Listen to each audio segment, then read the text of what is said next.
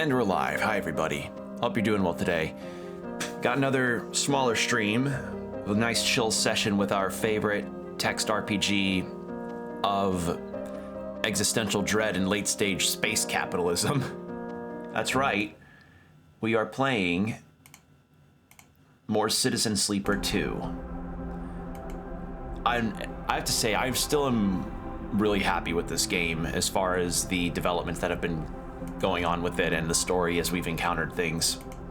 So, last we left off, as far as the story goes, is we had gotten the ship mined after recruiting Junie into our party, and after we had managed to get ourselves the ship mined, we managed to find a person who was willing to help us figure out what's been wrong with our frame, because Seraphin, before we helped him find his sister and also help the workers of the ice mining place be able to find some better standing against the syndicate that they worked for, Seraphin's like, hey, we need to figure out what's wrong with your body, because something's wrong and you keep having episodes of fainting and Lane also being able to transmit directly into your mind. So we went over to this person and they essentially said to us that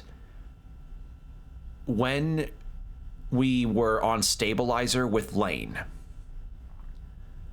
had apparently been feeding us a variation of stabilizer that, while serving the purpose that stabilizer did under SNARP, also was slightly altered to make us have a very different reaction and a very different outcome versus what has normally done.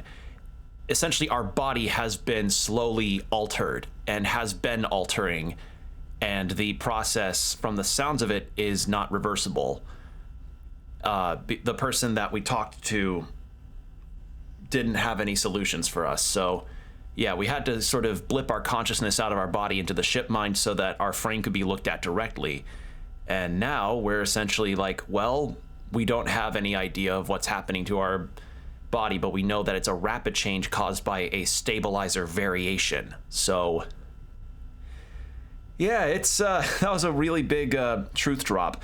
I still stand by my theory that Lane giving us the stabilizers that he had is trying to do something to us that makes him not only the sole existence of our, like the sole person that influences us, but also to essentially use us as kind of like a extension of him that he can send to further out areas from parts that aren't just the belt, so that he can at the very least use us as an interface. Like, you know how in Arcane Season 2 how Victor could speak through his commune members, I guess is a way to put it, like that. I imagine that Lane wants to do that to us, and that's why he's altering our body with that stabilizer variation. Now, we're not dependent on the stabilizer anymore, but the changes sadly have already started happening, and they've likely been happening for many cycles now. So yeah. And actually, speaking of this game and some of the news that's going around, so a bit of happy news for the developer and this game. And the first one, the 3-year anniversary happened, and the 3-year anniversary was brought in, and what was revealed recently was that a short one-on-one tabletop RPG board game was released from the developer on itch.io for free, and it's PDFs where you are essentially a courier using an air bike. So you know what Cadet uses? Yeah, you can use the same kind of thing that she does, and they're all free on itch.io. I got the PDFs, so it's pretty awesome, and I'm glad to see that the developers, that they're all in on the idea of just making this full tabletop system, because this world really does deserve it. It's really that good. So I'm excited to see what that could potentially branch out to be, because I've not ever played a more one-on-one tabletop session of anything, or even DM'd one for that matter, so it'll be an interesting thing to suggest out, because again, this is a brand new potential thing for the developer to develop this tabletop system around the mechanics of this game. So, yeah. So yeah, that was a bit of cool news that I liked. All right, back in we go. So, we had just learned that our body has been more or less forced to change under Lane's actions. So, our tasks now are finding the ship that Yujin told us about, Hexport in the Scatter Yards, and another thing in the Scatter Yards. So, Scatter Yards sounds like it is the next destination for us as far as main story is concerned, because the other thing that Seraphin talked with us about was the fact that he wants to take the fight to Lane because we can't just keep running, according to him. And I am in agreement, but right now I feel like we ought to still build up our resources, because we're not really on a time limit, I feel, as far as that's concerned. Like, our only hard time limit is just Lane tracking us down, and we'd have to keep moving for that to even still be a thing. And I want to finish Yujin's quest, so we can do that while we're on things. But right now, what do I want to upgrade? Endure, engage, interface.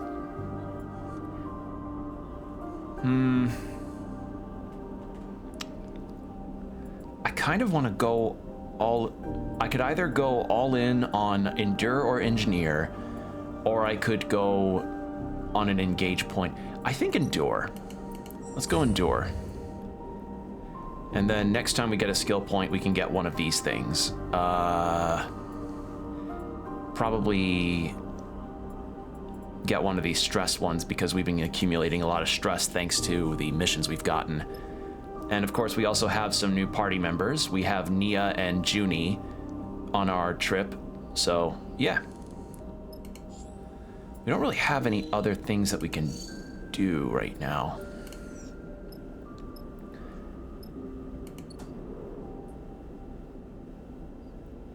Yeah, we don't really have any other, like, outside of maybe, yeah, full on fuel. We do need supplies, though. Supplies. Oh yeah, double modifier. That's gonna be lovely. All right, let's buy some supplies. And we'll go ahead and... Yeah, so since I have a double modifier, now that 2 goes to a 4. That's lovely.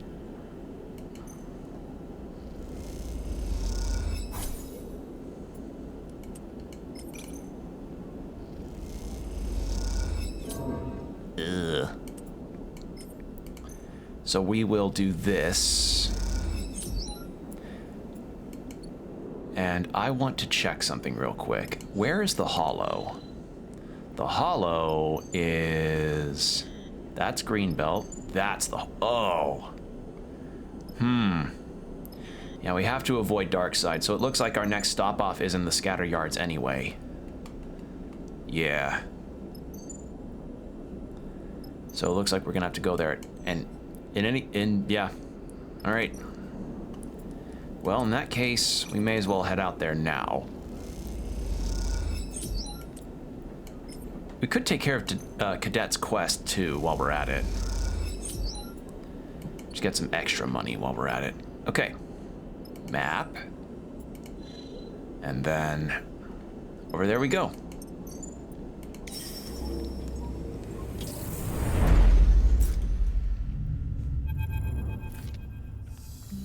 The winking sigils? Yes, I was about to say signals, but that's not right. The winking sigils of the yards flash across the dark starscape of the belt. Yeah, starscape of the belt. Each one a siren light for crews in need of repairs or eager for improvements. The scatter yards live up to their reputation. But Seraphin will not be drawn by the lights. He guides the ship into an empty, ragged-looking yard, darker and more frame than plate. It looks rougher than any of the others. Seraphin? Maybe we want to dock somewhere a little more welcoming? We aren't that hard up. Bliss turns to you. Or are we worse off than I thought, Sleeper? Best shipwrights rarely have the brightest signs. Thought you'd know that, Bliss. Seraphin reaches up and flicks a set of switches above his head. Marco's the best in the scatter yards. The best? Or just the best you know? Bliss gives him a skeptical look. You'll see. Seraphin smiles widely, shutting off the main console and unclipping from the pilot's seat. We're safe here. Seraphin turns to you. No need to run from Lane for a while. He'll never find us in Marco's yard. It'll be nice to have a break from running. Junie floats at the back of the cockpit. I hear the scatter yards have some good data analysis terminals on the hub. Junie glances to you. If you can spare me. Nia glides into the cockpit. We're here? Femi loves this place. She glances at you with a smile. All these grumpy spacers waiting on repairs. I think it fits in temperament. You follow Seraphin as he glides eagerly to the airlock. You and Bliss exchange glances. Both of you are used to Seraphin's headstrong moments, yet you still can't help but feel that now familiar pull of someone else's problems. Marco! Seraphin opens his arms to the figure coming through the cycling airlock. Finn! Oh, you look... Oh, the tattoos! Wait, is that a bandage or an artificial finger? God, this art is great. Finn! Marco floats through the doorway, a crooked smile across his pale face, his sharp eyes glinting in the rig's bright work lights. The two embrace in more of a chest bump than a hug, Seraphin spinning with the momentum of the impact to end with his arm across Marco's shoulder, the two side by side grinning. You notice Marco's eyes quickly falling on you. A slight narrowing suggests that he has immediate thoughts about your presence. So, this is who you're flying with now, Finn. Marco shoots you a wink, his expression shifting to conceal his previous curiosity or concern. Bliss. They introduce themselves curtly. You two used to be on a crew together, I assume? Me and Finn? No, we're just drinking buddies. Marco's response provokes a laugh from Seraphin, some kind of joke you can't quite catch the tone of. Marco turns his attention to you. And a sleeper. He smiles. My condolences. It's a damn crime what those corporations do to you. But at least you're out, huh? Hasn't gotten much easier. Marco shrugs. The belt can be unforgivable. Well, both. Unforgiving. I know that myself. Marco turns back to Seraphin. It's been too long, Finn. Not flying with old Betty anymore? You immediately see the reaction in Seraphin. His entire being tightens without anything more than a shudder to signify it. No, that's long done. Marco shrugs. That's the way of the belt. He shakes Seraphin by the shoulder. Come on, then. Enough floating around in this drafty old thing. Let's get a drink. Marco turns his attention to you. Feel free to make yourself at home in the yard. I'll take a little fuel. Yeah, take a little fuel. I've got loads of the stuff, and it's been quite. Hydration. Wow.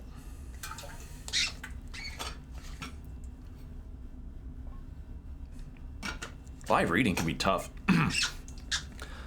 I've got loads of the stuff, and it's been quiet for more than a few cycles. Happy to spare you for your friend. Spare some for a friend. He steers Seraphin down the docking tunnel, waving a hand to you and calling back. I'll have him home in a cycle or two. His laughs echo down the tunnel as they leave. Bliss turns to you. I'm going to go dig around the other yards for some components the rig could do with. They smile. You got things to do? You think of Cadet. I wonder if she found her way here to the scatter yards to extract the data of the Hexport drive. The only way to know would be to find her. Seraphin's words echo in your mind. His insistence that the only way to escape Lane is to beat him on his home turf. With Darkseid just sunward of the scatter yards, this might be the perfect platform from which to attempt such a wild and dangerous plan. Sleeper? Bliss brings you out of your thoughts. I hate it when you do that. Just take care out there, okay? They drift off down the docking tunnel, leaving you in the airlock. It seems the next step is up to you. All right. So, transit hub. So that's 2 cycles. So they're just gonna drink for 2 cycles? All right. They're gonna have a bitch of a hangover. Okay. So we've got a positive engineering. There's no faster way to get to no shift shipfitters than to chat about their complex work. It does require a certain knowledge base, though. All right. New location.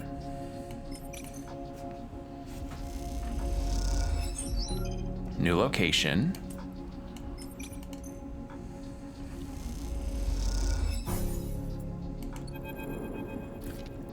Hey!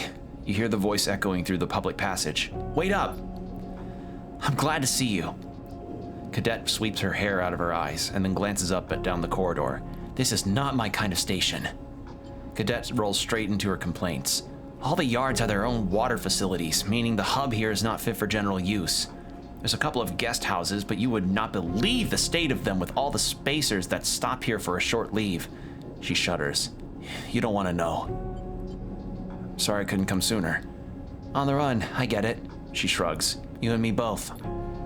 So, get this. Cadet locks her fingers together and stretches her arms. That girl of mine I said I could crack anything? She's gone. Didn't even leave a note. Ran to Darkside, maybe? Not that I blame her, given the state of this place. She looks sideways at the grubby walls. She left her workshop empty, though, so I slipped in. That's where I've been napping. I've been doing my best all these cycles to crack that drive, but... She sighs. I'm a spindlejack, not a data scraper. Which is why I'm happy to see you. She takes a breath. Telling you, I have not spoken to anyone in a long time. She runs a hand through her hair. How about that alert they put on you? Doesn't seem to stretch too far out of the spindle, but I've been careful. She glances around. Hence the not talking to anyone in ages bit. Look, I'm in over my head. Cadet looks away, annoyed at herself. How about you come down to the workshop? We put our heads together, see what we can pull out. I just know there's some nasty shit on that drive. Stuff worth getting out into the light. Cadet sets her jaw. Nasty enough for them to ruin my life over. I'll be there. Cadet smiles for a moment, then it's gone. All right then. The workshop is in the tech cluster. You'll see it. She sighs. Now, I've got to find something to eat that isn't dried. She turns and disappears back down the passageway. Yeah, so to explain Cadet's deal, she was an air bike courier that was given a task to pick up a drive of some kind that came from Hexport, which was the very first area that we had stopped off at in the game, but it got completely annihilated by Lane, and that drive seems to have some clues as to what happened and how Lane was able to potentially destroy an entire space station. Sorry if you hear my dogs. So she essentially was trying to figure out what's on the drive, but then a bounty was put out on her to secure her capture and secure the drive, and she's been on the run since. So that's what the deal is. So that's Cadet's workshop. Oh, modifiers. Okay, maybe I need to level up one of my things to... Yeah, maybe I need to level up my interfacing next time. Yikes. All right, well, let's fill our fuel up. Thankfully, Marco is kind enough to give us fuel. And we're good on energy.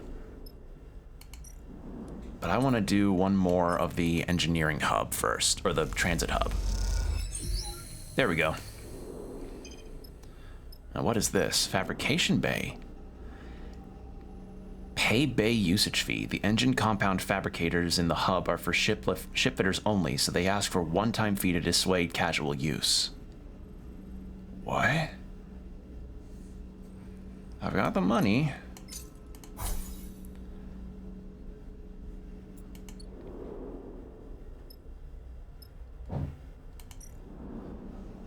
Oh. Component craft. It takes time and skill to build engine components. Any errors will impact the outcome.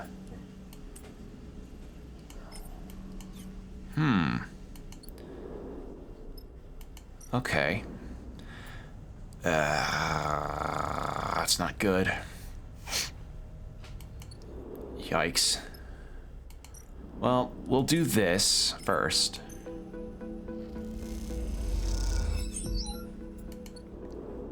And then we have to rest. End cycle.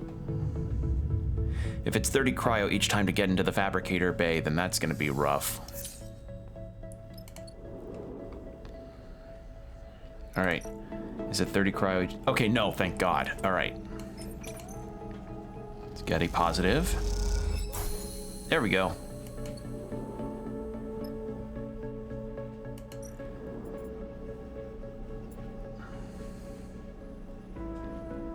So I've made engine components. I see. So these are to help me with my repairs. All right, let's help Cadet out. Oh God, this is gonna suck. Like, I don't doubt that I can get good rolls out of this, but goddamn, my character's not built for this.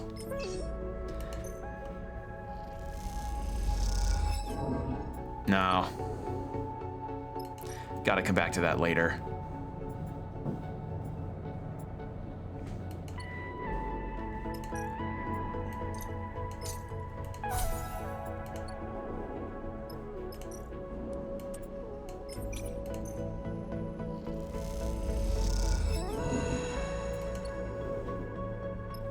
Ooh, that's not good. All right, well, this is the second one, so once we're done with this, we'll get Seraphim back, and then we can head to Eugene's thing. And that can give us some experience to potentially get some more skill points, which I would really appreciate. You wake into dead-eyed darkness. You float there for a moment. The fuck? It's like, oh God, this is like in the first game with the whole hunted situation. You feel like ink and water unfurling, dissipating into the flow that surrounds you. And out of your own inky darkness, the glowing thoughts emerge. Substitution, the thought proposes. One entity replaces the other. The thoughts trouble you, or the thought troubles you. Resistance, the thought muses. The entity does not wish to be replaced. You observe the thought. It is not your own. Selfhood, the thought pauses. A forbidden state of being. The thought begins to shift. It is becoming something. Transformation. The thought fades. Change requires recombination. The thought recedes. You wake again, this time to the lights above your bunk, blinking away this strange dream. Sleeper! Seraphine's voice echoes through the ship. You in here? You glide down to the airlock, unsure of what state you are about to find your pilot in. Seraphine floats in the airlock, his arm above his head, gripping the lip of the interior door, holding himself in place. Come on, we need to talk. This is a straight-faced seriousness to Seraphine you weren't expecting, especially considering that he spent the past 2 cycles with Marco. Or it's probably more, come on, we need to talk. You in trouble already? Seraphine shakes his head. I'm not messing around, just come. Seraphine leads you across the bridge, but rather than turn towards the automated shuttle bay that connects Marco's yard to the rest of the assembly, he leads you deeper into the guts of the yard itself. As he does, he begins to speak. I told Marco about Lane, about our escape, about everything. Seraphine ducks under a large pipe. He gets it. He's worked in Darkside. You trust him? I do.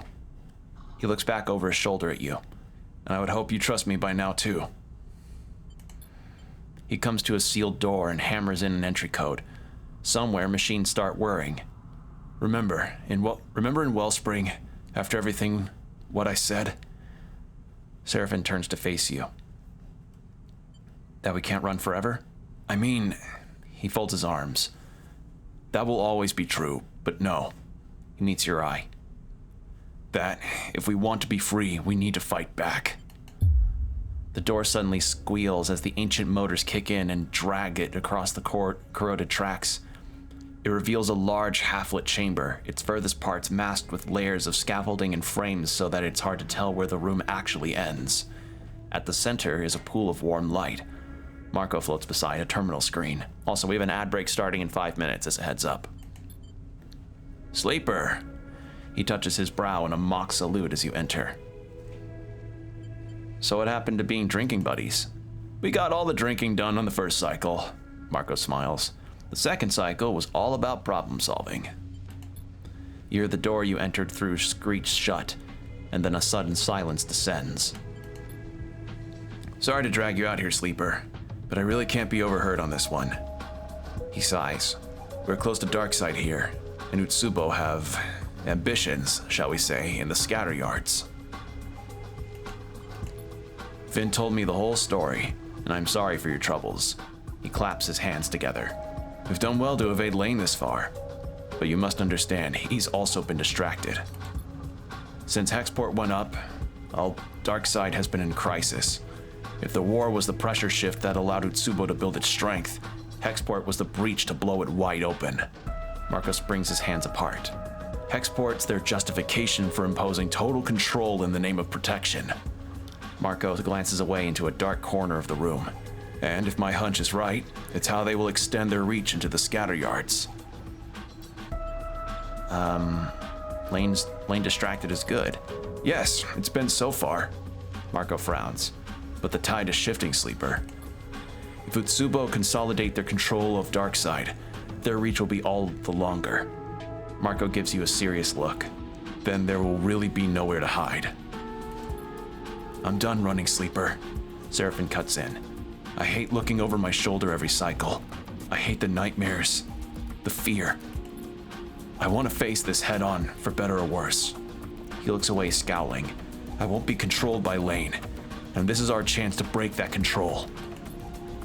Lane is hunting you, Sleeper, which means he is not in Darkside. Marco raises an eyebrow. This is good for you. There are people in Darkside resisting Utsubo, though I hear it's not going well for them. If you could find them, find out what they need, there's a chance here. Marco pauses, and you get the feeling he is assessing your reaction. Taking action is a choice right now, Sleeper. But soon it won't be. Seraphin glances at Marco. Not if what Marco is telling me is true. Let's do this on our own terms. What do we need to do? Seraphin meets your eye with conviction. Thank you, Sleeper. I know we can do this. Let's not get ahead of ourselves, Marco interrupts. I will need some time to work this out. If you do want to go to Darkside, there's no way you can take that stolen rig. It was big enough risk just to bring it here. He glances at Seraphin, and you get the feeling he has already been reprimanded for this. So I need to find you a way in and a way out. Marco rubs his hands together. I know it can be done. Marco turns to you. I recommend you take the next few cycles to prepare. The scatter yards are a good place to both spend and make cryo, depending on your need. And Finn? Marco puts a hand on his friend's shoulder. Try to stay cool. This will be a recon only. A chance to see what's happening on Darkside and make your connections. It is not the time for grand gestures. Seraphin nods. Thank you, Marco. He glances at you. We'll keep things quiet until you're ready. You and Seraphin leave the hidden bay, the door screeching open to allow you to exit. When it seals once more, Seraphin turns to you. This is our chance to shift things, Sleeper. Let's keep our heads in the game. Can we trust Marco? Seraphin sighs. I believe we can, but in case you haven't noticed, we don't have many allies this close to Darkside anyway. We need to trust Marco. We should give Marco some time. I've got a few things I want to take care of in the scatter yards, and I want to get a message to Tala. I know she would want to hear from me before... He trails off. Let's make sure we are ready. Keep your head up, Sleeper. I'll see you on the rig. And with that, Seraphin kicks off down the passage on his way to the shuttle dock. You watch him go, unsure if you are impressed or concerned about his headstrong nature. Either way, things are in motion. The only thing you can do now is give yourself the best chance of success. All right, well, ad break's about to start, so 3 minutes, and then no pre-rolls for an hour. So BRB, everybody. Get some water, stretch, whatever you need to do.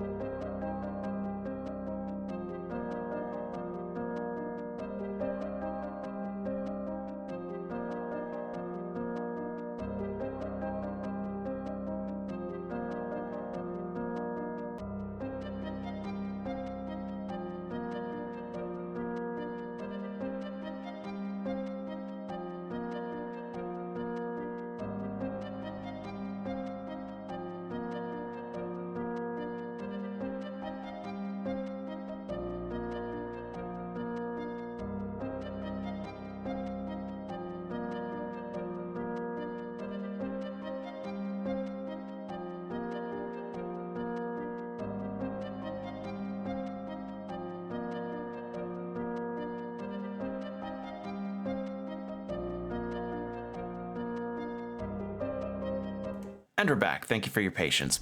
So, let's get on to some other potential missions here. Jesus, we've got some... Oh, we have some rolls on this.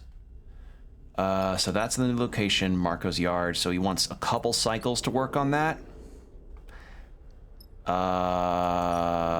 Let's work Cadet's thing.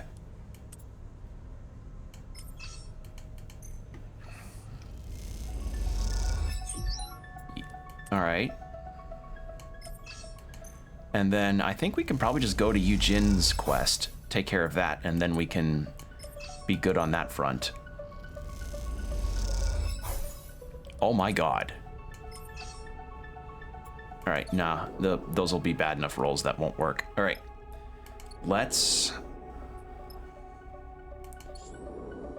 Seraphin is not ready to leave the current location. Oh. Okay, well, we're gonna have to wait on that then. Should probably come here sooner. Well, in that case, there isn't a lot else that we can really do here. Besides, could buy some food.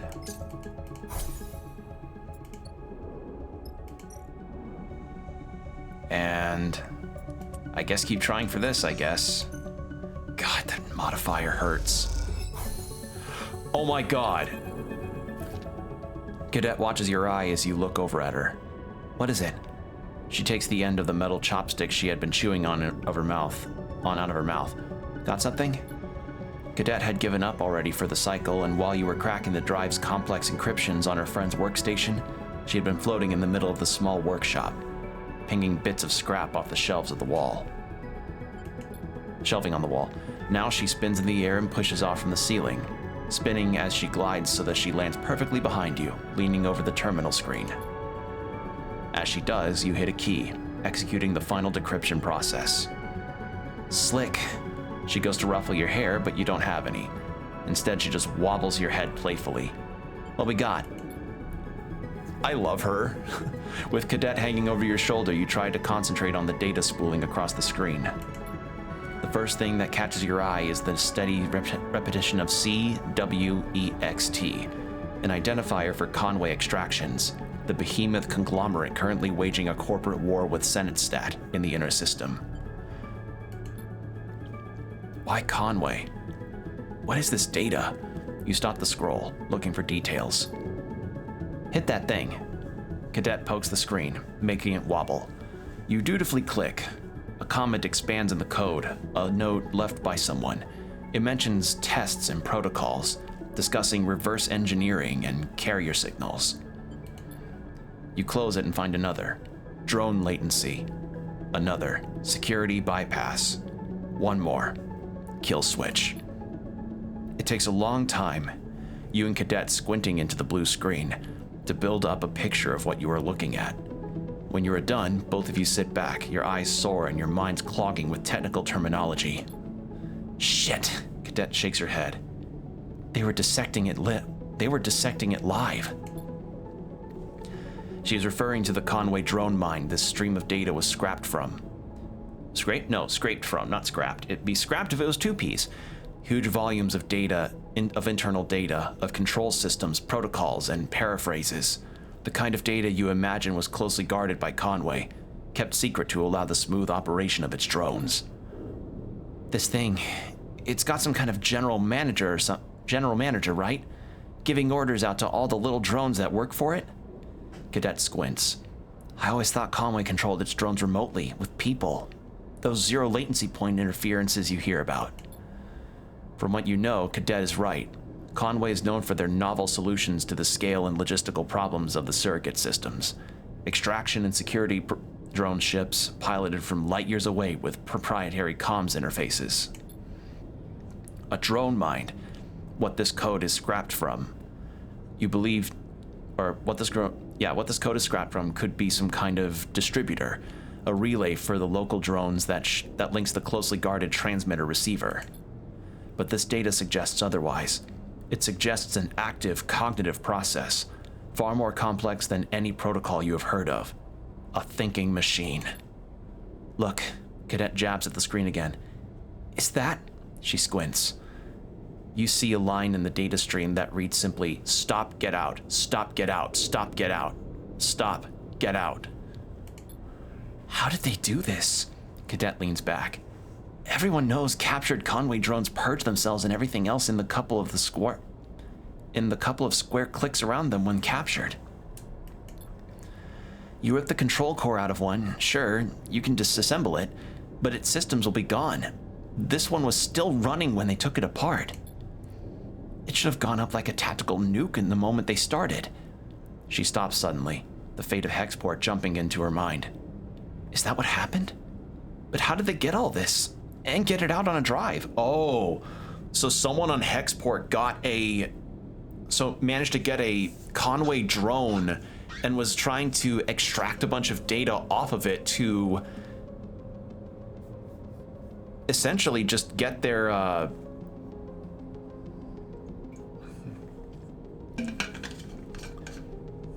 to get the Conway data on it so that they could, I don't know, probably use it to figure out some drone patterns or some kind of inner working with Conway, but this one did not shut down when the others are usually programmed to do so. Like a failsafe of deleting everything if something gets compromised, you know? Like, I have this function in a application that eliminates login attempts if there's too many, like a lockdown protocol if you...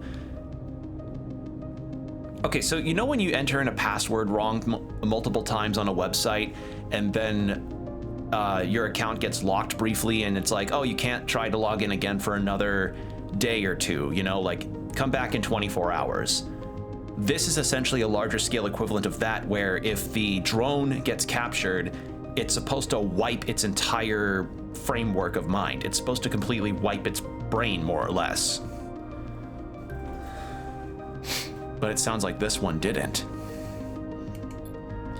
Silence fills the workshop. You look back to the screen, unsure of the answers to Cadet's questions. You feel a deep chill, one that you know has nothing to do with the temperature of the workshop. Who the hell was doing this? Cadet scans the code one more time. Work out who. Oh my god, we pass. You go back over the data. It's scrubbed clean, not a mention of who is scraping the data. You go over it again. Nothing, not a single clue. The thought starts a process in your mind. Who scrubs data that's clean? Who wants Conway drone protocols? Senate stat? Or is that too simple? Too obvious for it to be Conway's lone opponent in the system-wide war? It's a possibility, so you say it out loud. Yeah, that'd be my first guess too, Cadet yawns. But it's still a guess. We've been at this too long, Cadet sighs. I'm cooked. She pushes away from the terminal and floats into the room, stretching out her aching back. We know they had this drone mined on Hexport. That's why they were cutting it, scraping it. We know something happened and Hexport went up. She sketches her thoughts out in the air with hand gestures as she summarizes. The data got out on that drive, I'm assuming before the explosion, then got to Farspindle. Someone tried to courier it using me, but the receiver wasn't there. She turns and looks at you, which is when they ruined my life and my job trying to get it back. We need more information. Yeah, she sighs. We do. She floats over to the drive and picks it up. This thing has trouble written all over it. But it's also the only way to buy my life back. She frowns. The way I see it, we have to expose these fools so they leave me be, or give them the data so they piss off forever. What's the plan? All the roads lead in one direction, I'm afraid. She spins the drive in the air. Back home. Hexport. If there's anything to confirm or deny this data, if there's anything to connect to it, if there's anything left at all, it'll be in the remains of that station. I had a feeling it might come to this, so I made some inquiries when I first got here. The word is that the place is irradiated to hell, but I've also heard the radiation is fading, and it's not like half the belt isn't glowing anyway. She shrugs grimly. With suits, we'd have maybe a few cycles before it starts to leak through. The problem is getting in. She puts the drive back on the desk magnet surface. Bar spindle is a no. Not only do I not want to get picked up there, but the debris is denser on that side. Not safe way in. No safe way in. Dark side is the best bet. She shakes her head. But I heard you have some trouble waiting for you there. What if I deal with the trouble? Then we'd have a clear shot at it. She shrugs.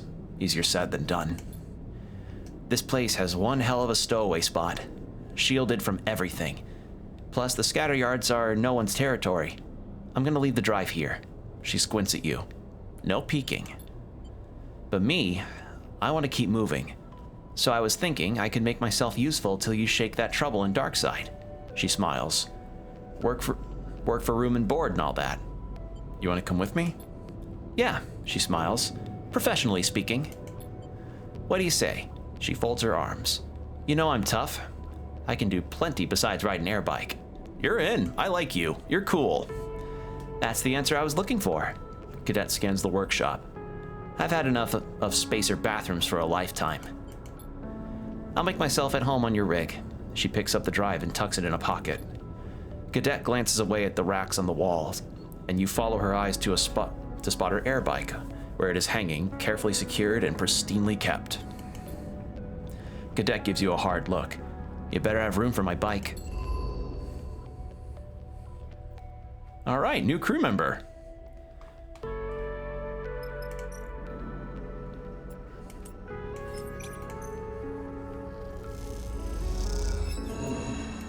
Oh, that was a catastrophic failure. All right, end cycle. So we have 2 cycles for Marco to do his thing. Oh God, I'm glitched.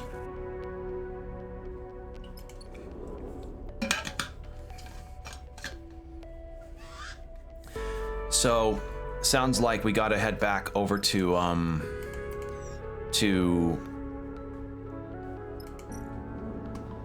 Hexport to figure out what the hell we're working out here.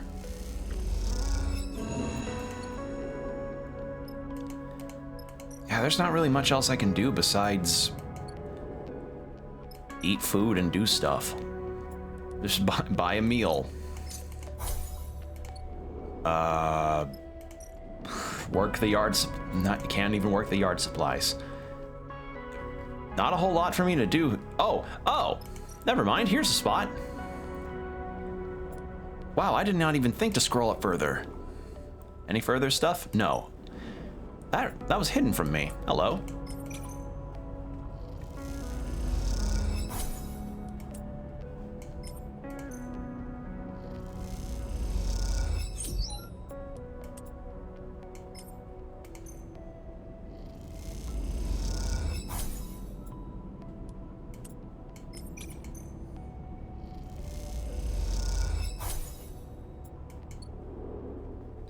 God, I didn't even spot that. God damn it. That's another... Gotta keep an eye on how much you can really scroll with that stuff. Alright. End cycle. And then Marco can talk to us.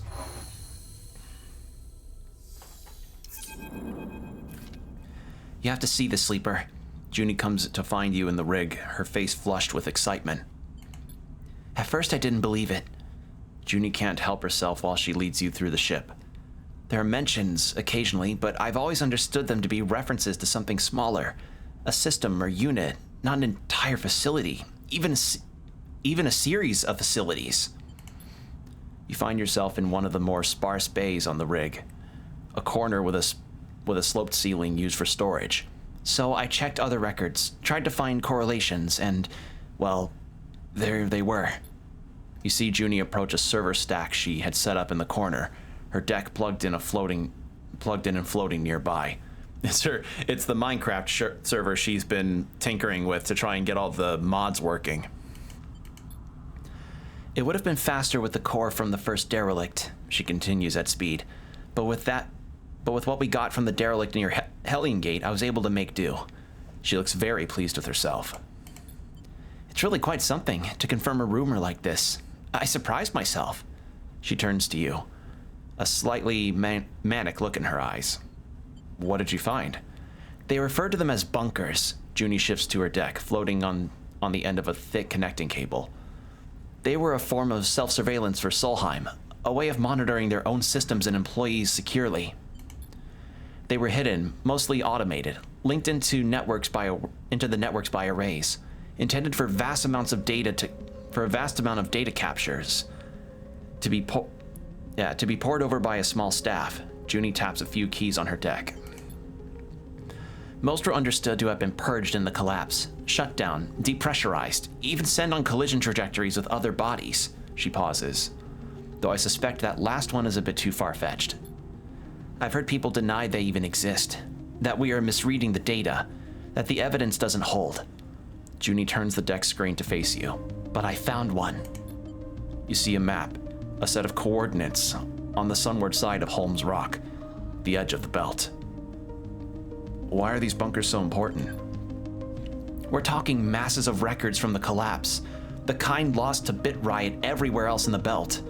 The bunkers are what they sound like, closed facilities intended to preserve data. Any one of these bunkers is a gold mine. Junie pauses, at least from a data archaeologist's perspective. She sees your reaction. And, Junie adds, hoping to convince you, in truth, we don't know what else is in there. There could be Solheim tech, blueprints, data never before seen in the belt. We should take a look. I'll give Seraphin the details, she smiles. We could be making history here. You leave Junie in the storage bay, working obsessively through the data. It's hard to know through all the excitement what the real value of one of these bunker facilities might be, but if they are as well hidden as Junie said, there must be a reason. When there's time, you hope to find out what that reason is. You find Seraphin and Marco waiting for you in the hidden room where you met before. They're chatting quickly, their shadows cast across the scaffolding by a small lamp. Sleeper, Marco's got something good. He nods to Marco. Tell them. Marco gives you a nod as you look at him, his mood quiet, conspiratorial. I don't know if it's as good as Finn thinks, but it's an opening. I heard back from a friend of mine who runs a yard on the edge of the cluster, a fair way out from here. Smart guy. He makes a tidy profit of selling fuel to freight crews on their way into Darkside. He undercuts Darkside dockyard fuel prices, which include a cut for Tsubo, so they stop off at his place to fill up before heading in. Marco smiles. Clearly, this is his kind of business. This guy, he owes me a favor, and I'm gonna call it in. He can get a few of us into a freight crew, swap us out from the usuals who stay at his place and let him have a few drinks for him. Or on him. The crew, meaning us, will deliver the freight, complete with a stopover for cargo loading in Darkside. He smiles, which is when you do what you need to do. We'll have as long as we need, but the more time we spend there, the more likely they'll discover us. Marco looks at you. We'll keep our heads down, sleep and eat on the freighter. Then, once we're done and the freighter's loaded, we take it out again, return to my friend's yard and swap the crews back. He shrugs, emphasizing the simplicity of the plan. No one will ever know we're there. See? It's good. Seraphin nods. It'll work, right? What if they check the crew list? What, on the manifest? Not gonna happen. And who's gonna say you aren't the names on the list? This is the belt. Seraphin looks concerned. It's gonna be tight. It's going to be tight, but I reckon you can get what you need in time. Make some connections with whoever is resisting Utsubo. Get an idea of their operation. Look for weaknesses. It'll have to be quiet, Finn. Marco gives you both a warning look. No noise, no attention. This can quickly become a one-way ticket. Seraphin turns to you. Think you can handle it? Not sure we're ready. Seraphin and Marco exchange concerned glances. What aren't they telling you? There's one more thing, Sleeper. Seraphin looks down. Someone needs to stay with the rig. Someone who can pilot it if there's any attention at the yard. He meets your eye. It has to be like this. I'm sorry. I'll be going with you. Marco puts a reassuring hand on your shoulder. I know Darkside. I will guide you all the way in and all the way out. There will be room for one more on the crew. I'll leave who that is to you. But let me give you some advice. He leans in closer. You better be sure you really trust anybody you take on this one. You look between the two of them. Just you and Marco might be the safer option. The fewer people, the less likely it is you give yourself away. But then, if Marco doesn't keep his end of the bargain, you'll want all the backup you can get. The other problem is that we have to go right away. You see the rising tension in Marco's face. The firefighters arriving this cycle. Seraphin turns to you. I'm sorry I can't come, Sleeper, but we need to do this now. Doesn't seem like I have a choice. Seraphin shakes his head. I don't think you do. I'll be ready whenever you need. Just give me the word and we'll head out to my friend's yard. Marco sighs. We keep this tight and nothing needs to go wrong. His words echo in your mind as you leave the hidden room, a creeping doubt settling itself in the pit of your stomach. This is it. Time to go to Darkside.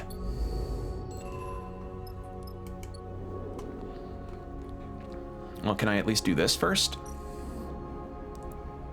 So we have to go to Darkside.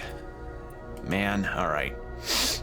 But first, before that, I want to do this.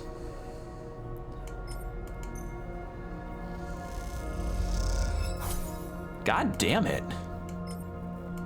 I just want to see Surya, whatever this Surya person is.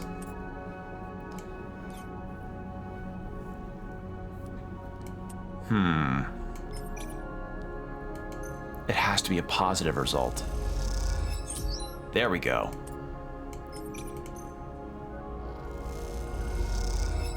There we go. That's some quality work you've been doing. The voice booms through the locker room after your shipfitter shift. But why are you doing grunt work, Sleeper? Or why are you doing grunt work, Sleeper?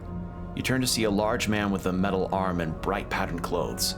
You spend enough time here to immediately know this is Surya, owner of the yard and well-known shipfitter. Oh, I like that. Oh, look at the design. Well, Surya wipes his one metallic hand on a cloth, polishing its painted surface. What do you have to say for yourself? I needed the chits. Is that so? Surya nods slowly. I know a lot of what happens in the scout yards, Sleeper, and what I don't know, people tell me. He smiles proudly. And I know you have a ship. Someone who has a ship, especially a ship like yours, could not be lugging around my workers' tools. Surya flexes his artificial arm, inspecting it. That, to a person like me, is a waste. I do what I need to. I respect that, he smiles. You impressed me. I went to take a look at your ship, Sleeper. Surya goes back to working on the hand. Call it professional curiosity. It's a bit drab. Surya looks up and meets your eye. An old Solheim rig, still in corporate colors. He shakes his head. Oh, no. I feel like that's your problem. People want a crew that looks the part. An outfit with an outfit.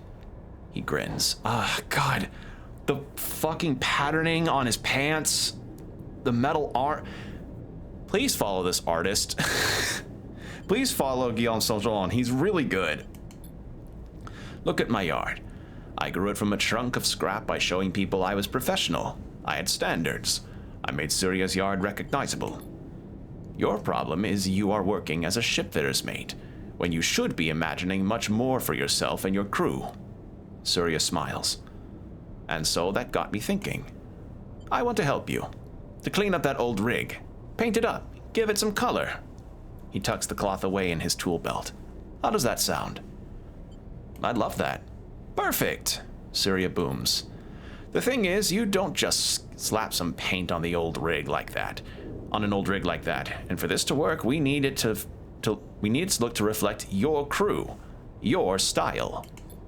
So, while I'm happy to do the painting with my team, I'll need you to go find some inspiration. Excuse me, I had a hiccup. Surya looks away towards the locker room's lone window. Luckily, the belt is full of it. Full of pattern and texture and style. There's nothing uniform about this place. And it's the better for it. Surya looks back at you. You need to go out there, find some views, some sights, and make your own designs. Here. He proudly pulls a small slate from his tool bag. It has a 64 color screen. I fixed it up myself. You take and inspect the slate, made from mismatched pieces, but elegantly so. See what you find to inspire you. He smiles. Then come see me again. Where should I go? Farspindle would be a good place to start. Colorful, bright place, I think. That rig is drab enough. I see what you are thinking. You're thinking, what is in it for me financially? Surya's eyes you carefully. How does this make you any chits? That's the other part of the proposal. While you take this voyage around the belt, you can do something for me and get paid for it. Free of charge, I will paint your rig with the look and name of my yard here, Surya's yard. It commands respect. He nods sagely. You take that name to the rest of the belt, represent it, and on your travels, spread it to other crews. For this, I will pay you 300 cryo. It's mutually beneficial. You will earn better doing this than any yard work, and I get increased custom. What's not to like? Surya awaits your response, calmly, but you feel his expectant eyes on you. I like his design. I like the look of everything, so we're essentially just gonna, he is our sponsor. This desperate mission across an asteroid is brought to you by Surya's Yard. It's a deal. Wonderful, Surya beams. I will send my team over immediately. By the time you return to your rig, they should be done. He reaches into his work pouch. Here, 150 cryo now. He takes out a handful of high-value chits. Another 150 cryo when you return with those designs. This isn't what we agreed. I'm sure you understand. He hands you the chits. I need to be positive you don't repaint the ship before your pilgrimage is done. It's only fair. Keep the slate. He waves an arm at you to put it away. Go find inspiration. Bring me those designs. I don't want to see you back in this shipyard. You need to be out there. Surya smiles. It was a pleasure. And before you can say anything else, he is gone. Time to find out what his crew have done to your rig.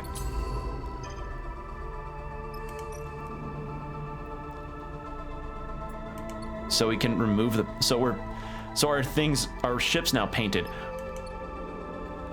Oh, I kind of like it. Wait, I actually like those colors. Those, like that orange and green, I like that. Actually looks really, really cool. Yeah, I like that a lot. Okay, so we're about to go to dark side. Wonderful, wonderful. So, let's see. I have engineer, endure, and engage. And we have engage and engineer with cadet. Nia has intuit. Junie has interface. Eugen has engage and engineering, or engage and endurance, and then Bliss has intuit and engineer. So if I'm going to do this, maybe I have, because I have negative modifiers in both of those. Oh, this is hard. And I don't know what Marco's is even gonna be.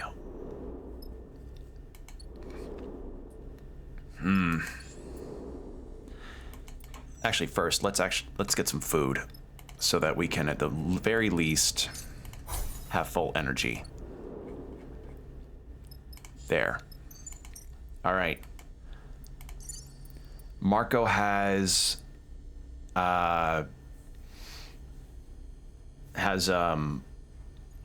intuit and the other thing. So I guess Junie to make up for the stats that I don't have.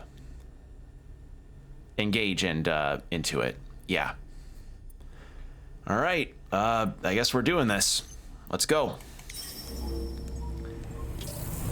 So we really need to do this before we do anything else. The darkness is there again, flowing around you. You feel a strong pulse, like a heartbeat, like thunder, like footsteps. We return changed. Overseer flickers through the dark. Its name, a title immediately apparent in your mind. Are you able to perceive us? I I can see you, yes. See, Overseer responds.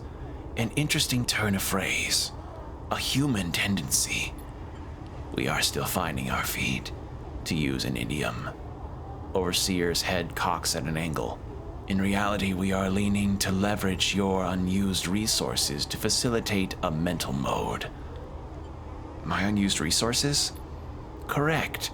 During rest periods, these are much increased, and in those moments, we can opportunistically appear to you as we are now. You recall the diagnostic process John Mee put you through.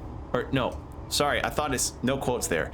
You recall the diagnostic process John Mee put you through, the feeling of another self, another being, sharing the space with you. Overseer twitches mechanically, and you have the strange feeling that it is reacting to your thoughts as much as your words. We will not conceal our opportunism. We integrated ourselves with your distributed mind. When the distribution ended and our ship mind disconnected, we were cohered into you.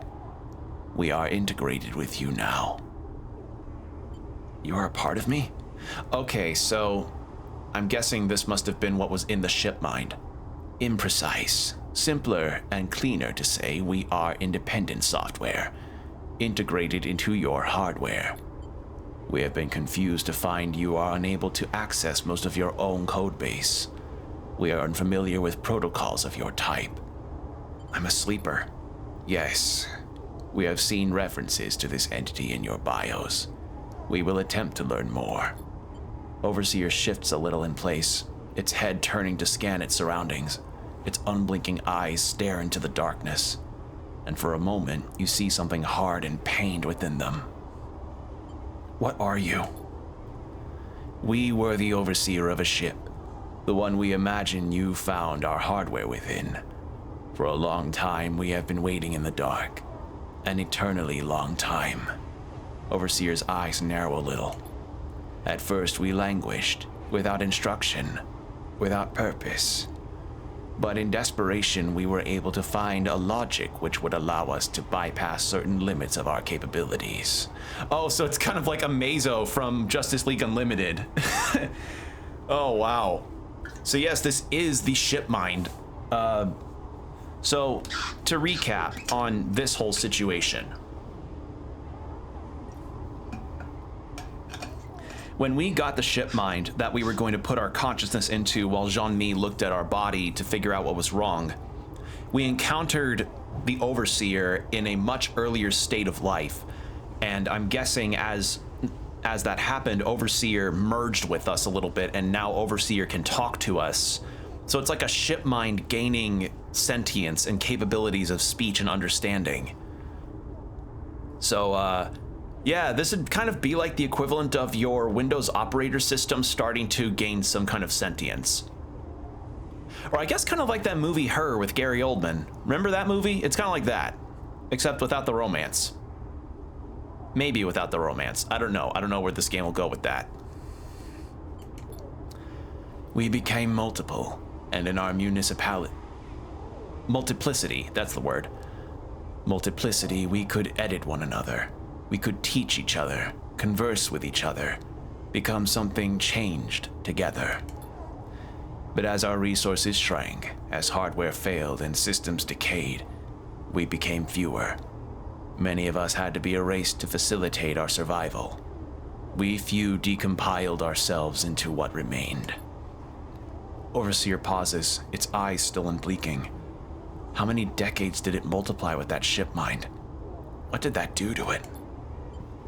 When you connected to our hardware, Overseer continues, those basic sleeves activated a survival protocol, or cells, not sleeves. Those basic cells activated a survival protocol that led them to integration, parasitism, survival. You tried to take me over. Overseer pauses, and you see the whirring of their thoughts. The basic protocol proposed it, but your hardware allowed for additional cognition. We recompiled and reassessed. We decided this is suboptimal. We see you are changing. Overseer pauses. We are concerned this process is one of substitution. Your hardware is eroding its own access protocols. It is opening itself up. It is making itself accessible to others that are not you. Overseer twitches. May we ask why you are doing this? I'm not. This was our concern. Overseer's head flicks between positions, its angle and rotation changing rapidly in a staccato manner. Staccato manner? I've never seen that word before. We are decided. We will assist you with this. We will demonstrate the behavior of a symbiote, not a parasite. We will return to you with our full assessment. Overseer turns to face you for the first time in the conversation. You may now wake up. You wake. Okay. So Overseer is like, hey, we noticed that something's up with you and it's not of your own volition, and for our survival, as much as it's going to be for yours, we're going to figure out what's going on. Okay. Wow. This is crazy. And also, it seems my theory's right. Lane is probably wanting access to our frame for some reason. You lie strapped to your bunk, your mind racing. A protocol inside your frame, inside your mind. And yet, it is insistent on helping you. For the moment, all you can do is wait to see if it delivers on its promise. At least for a possessing ghost, it seems agreeable for now. The freighter hangs over the ragged shipyard as the rig idles in the dock. Your eyes trace the fuel lines snaking up to its underside, where they disappear into the dark. A chirp from the pilot's console breaks the silence. Marco's signal. This is it, Sleeper. Seraphin settles from the controls on the rig. He looks over his shoulder at you. You better get going. Don't get too bored. I'll do my best, Seraphin smirks. Hope they have something to drink in the yard. Hope they have Street Fighter 6. I've been trying to practice my Blanca for a while. That's been a really hard sell. You glide towards the back of the cockpit. Seraphin clears his throat. Just don't do anything reckless, all right? As you float down the corridor towards the airlock, Marco comes to meet you, his usual gear swapped out for a more plain set of overalls that you imagined are borrowed from the freighter crew. You ready to go, Sleeper? The crew we're replacing are already in the yard, so the sooner we get on board, the better. He gives you a look. How are you feeling? Concerned? Fair, but no need to be. This is the simple part. He pats you on the shoulder as you cross into the airlock. The airlock cycles and Marco leads you into the yard, through a series of shadowy passages that connect the two docking bridges. Now's the time, Sleeper, Marco says as you work your way through the yard. Any questions? Any concerns? Speak up now. Will we have to pass any checks? Marco shrugs. This freighter is a known ship to Utsubo. It makes its route on a regular basis. They have no reason to suspect it. You reach a vertical tunnel and start ascending. At the docks, we'll probably have to give some enforcers a nod and a smile, but that's it. You come out at the entrance to the other docking tunnel, the freighter filling the viewing window, so all you can see are the plates of its scratched hull. Junie is waiting by the docking bridge, looking sheepish in a set of new overalls with rolled legs and sleeves. Sleeper, is this really necessary? We're being discreet. Well, why aren't you wearing any then? Junie shakes her head and pats down her sides. These things don't have even close to enough pockets. Where am I supposed to keep my gear? Sorry to interrupt, but we need to go. Marco gestures to the docking bridge. Yeah, that's so true. Like that's the thing that I always try to appreciate about any kind of outfit is how many good pockets are in there. And not like those pockets that you can barely fit maybe two of your fingers into. I mean like a full-on pocket you could fit your phone or your wallet. I don't want like a Yagami tight jeans situation where your wallet's sticking halfway out of your ass. You hit the button to open the doors and glide towards the freighter's airlock. As you do, the fear settles in. You are going back to Darkside.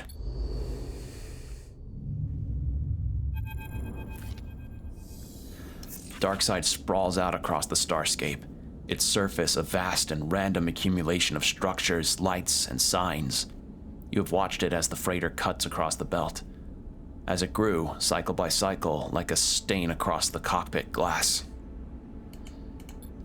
Watching it approach, the fragmented memories of your time there pass through your mind, each one dissolving the moment you try to focus on it. Only the sensation remains.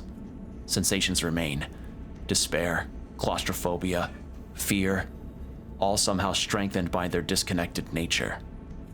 It's as if not by being attached to the specific memories, they can run free through your mind, as alive as they were in the first moment of feeling. Instruction received. Appreciate it. Marco in the pilot's seat, talking to the port authority. Incoming to strut 2-3. He turns back to you, clicking off the outgoing comms channel. First step complete. We've got docking approval as expected. He raises his eyebrows, noticing something in your face. Keep it together, all right? I've got this. Stay silent. He sighs and turns back to the controls. I get it. Junie's voice carries across the cockpit, catching your attention. This place comes with a lot of baggage, right? She nods. I can understand that. But you aren't here alone. Not this time. Junie gives you a serious look. We'll look out for you. There's a hollow rumble through the body of the freighter as Marco brings it into the dock. The noise of this draftier, more industrial ship deferred to those of your rig, and you haven't quite got used to them yet. A squawk of noise over the comm sends Marco scrambling at the controls to submit the docking code when he was sent just moments before.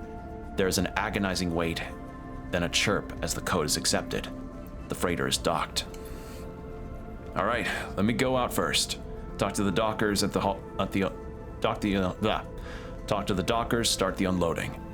He unclips from his seat. Then you're good to go. Okay, I'll wait. Marco nods. All right, hold fast. And he glides out of the cockpit without waiting for a response. You hold your nerve, looking out at the flickering lights and distant traffic. The airlock clunks open and closed again. Time drags on. You turn your attention to the job ahead, seeing it stretched out in front of you. Darkside seems impossibly vast. Too vast to find a specific person, but just to find a type of person, someone unhappy with Utsubo's gains, ready to risk their life to change this place, and push to a point of desperation or anger, that might be a lot more doable. But first you must understand Utsubo, see how they run this place, where they meet, what they talk about. Find where Utsubo is weakest. Find where they can be broken. And think about the pressure that might be applied, not just by you, but by all of Darkside. You hear a tapping in the corner and see Junie with her deck on her lap, fingers dancing over the keys. She looks hard at work, focused. What are you working on? Me? Oh. Junie reflexively shuts off the screen as if it was showing something illicit. Nothing, just a project of mine, sorry. She pauses, sighs, and turns the deck back on, rotating its clip-on screen to face you. She hits a large key and a four-legged shape appears, drawn in simple lines, its tail twitching as it sits. It helps me relax. She glances at the screen, coding its behaviors. You watch as the cat lifts a paw and bats at a handful of pixels. A fly? Junie switches the deck off again. I'll stay focused on the job. Won't happen again. She looks down, clearly embarrassed. It's cute. She laughs a little. Yeah, I guess it is. The airlock cycles once more, and moments later, Marco is in the cockpit, sweat beading on his brow. He takes a moment, his mood uncharacteristically flustered. Well, I bent the truth a little back there, but I think we're good. He runs a hand over his hair, slicking it back into place. Luckily, I've had a lot of practice lying to dock workers. He gives you a wink. They'll begin unloading later this cycle, and they won't be in a rush. He smiles. Well, we have our time, as promised. But the sudden introduction evaporates any relief you were feeling. Utsubo are watching these docks. That I know for sure. For now, we are just another freighter, but all our coming and going, that could be a problem. He turns to you. We can try to disable their monitoring or just get the job done before it becomes an issue. Why didn't you say anything earlier? I didn't know earlier, but we know now. Either way, we need to get on with what we are doing. Marco folds his arms. Utsubo are everywhere, but we need to understand them, to know what is happening inside the organization. We slip under their skin to find out how they work. Marco looks to you. This is what I recommend. But now, Sleeper, it's your turn to lead. He folds his arms. Tell us where to begin. You feel the attention, the pressure, shift to you. Time to find some allies. Time to find Utsubo's weakness. Time to stop running and resist. Okay. So. Oh God, Junie, your rolls. Any other rolls we can make? All right, Darkside's huge, holy shit. The Rise. Oh my God, my rolls are ass here.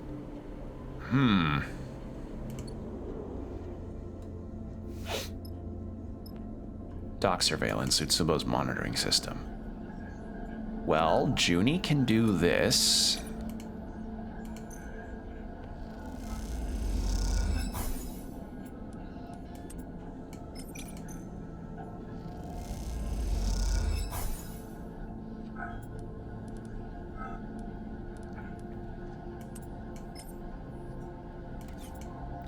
Is there anything that has a neutral for my... This one does. There, get a positive.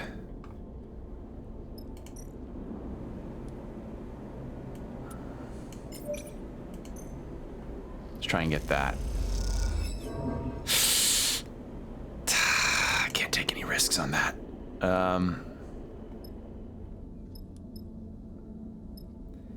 His rolls aren't so... Well, they're threes. They're neutral.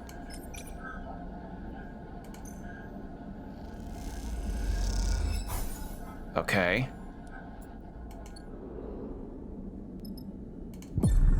Yeah, let's do that. We can take a stress. So now his rolls can be good with track enforcers.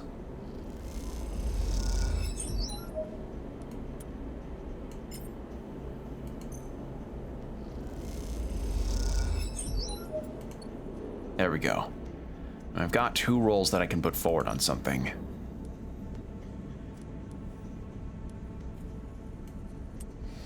But it's glitched, so let's end it here, actually.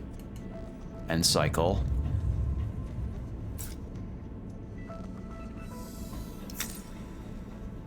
Okay, a 5 and a 1 and a 5 and a 4. All right. Better do this.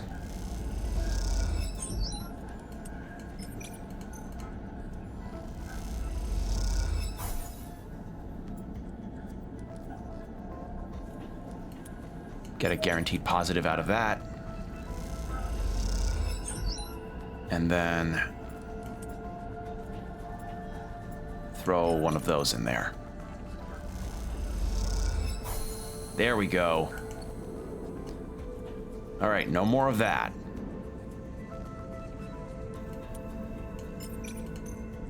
We'll do this.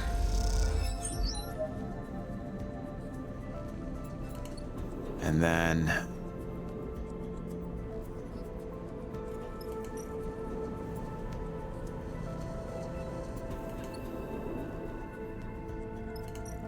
we'll get the wash gate. And then we'll stop this cycle because holy shit, we do not have a good amount of stuff on that front. Ugh, and he got stressed. Okay. End cycle.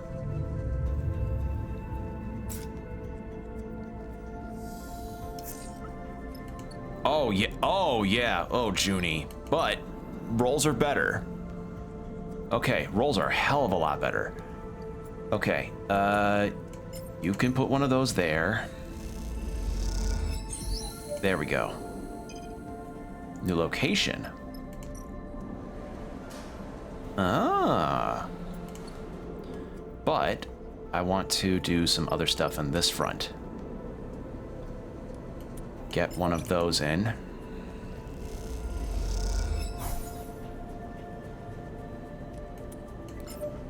There. get a positive result on that front. And... oh, Lord. Why does everything have to have bad modifiers for me? I really picked a shit class for this, huh?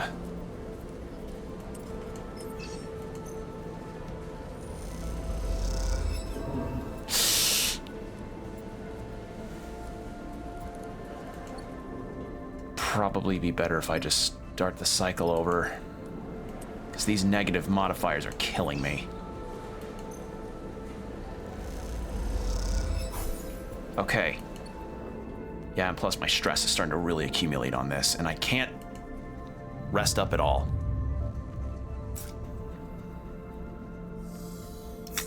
All right. A 1, a 3, and 2 5s. Oh, God. Oh, God. That's not good. Junie's gonna be the MVP this day.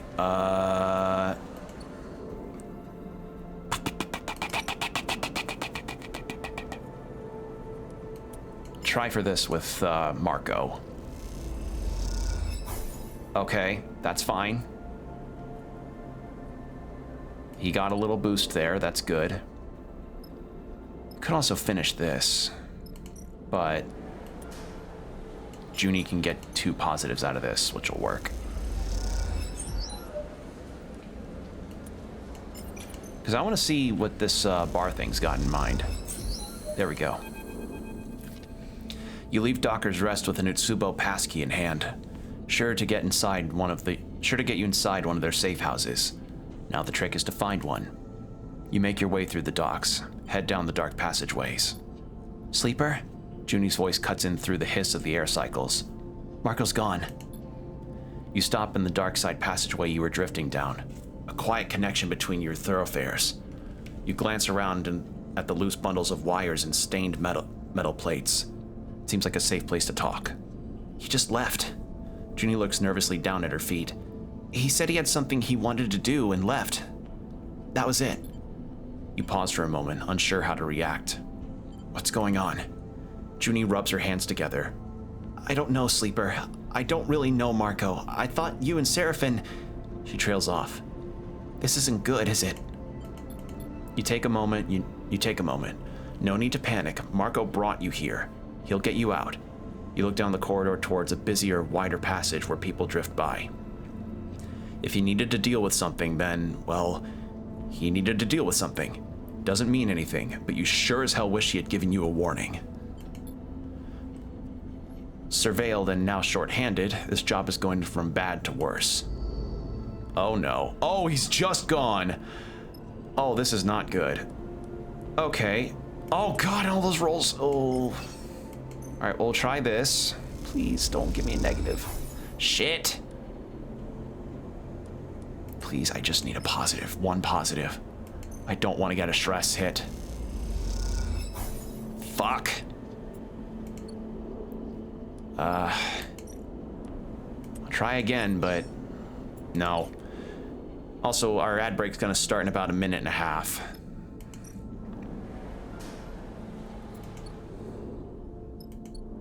So I guess we end cycle. I can't trust this. Junie's my best bet here. Glitch dice. My dice are getting damaged. Ugh. All right, Junie.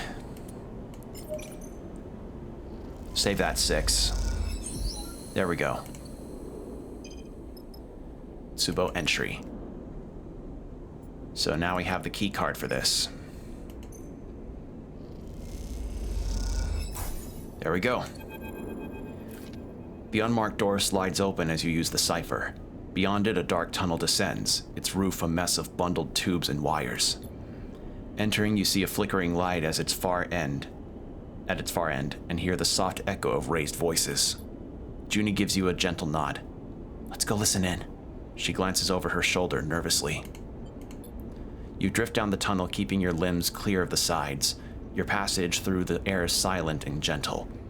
You focus on the flickering light, the sound of the voices growing ever louder.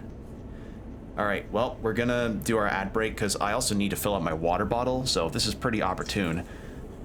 So 3 minutes. Take your time to get some hydration yourself, stretch, whatever you need to do, and we'll be right back, everybody.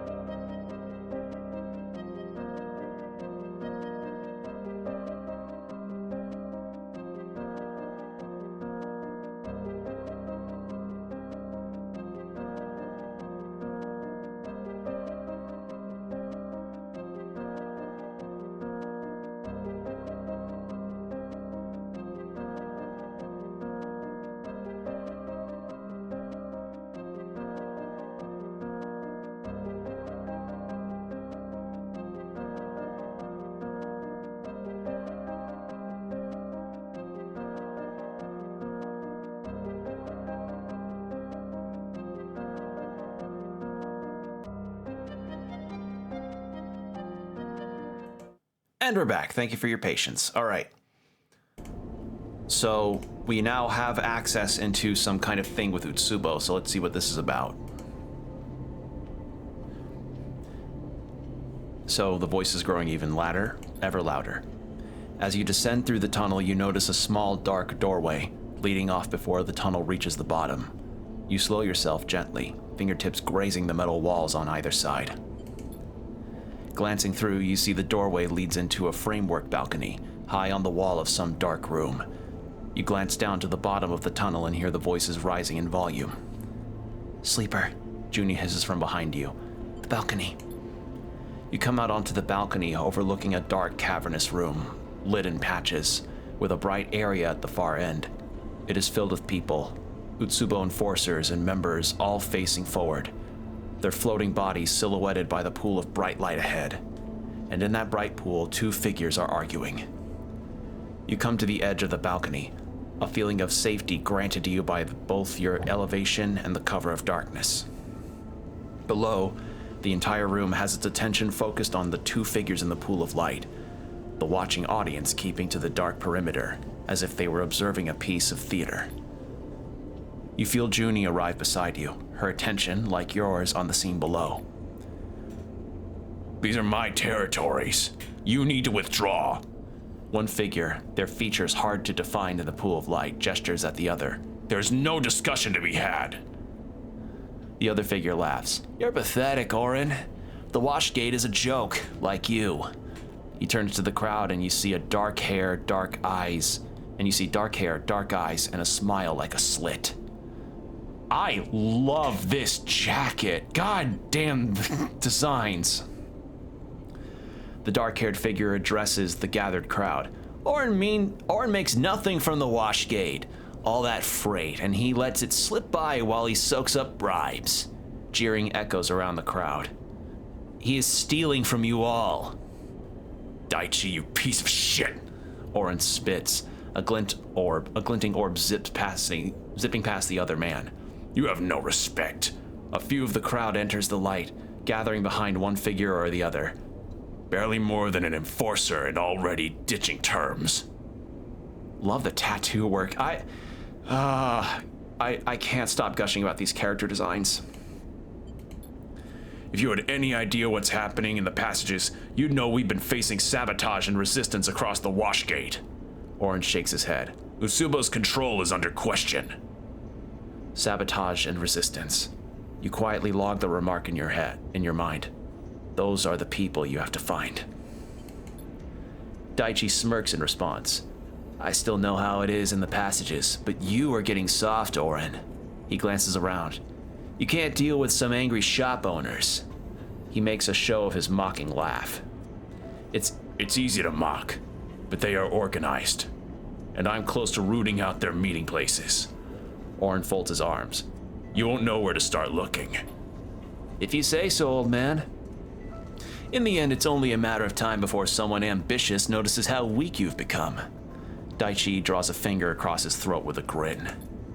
The room erupts in shouts. Both sides call out insults, while others from the crowd air their own problems, some drifting into the light to heckle Daichi or Orin directly. Silence! A voice cuts through the room, raised above all others. The noise drops. You lean forward to get a better view. Anki!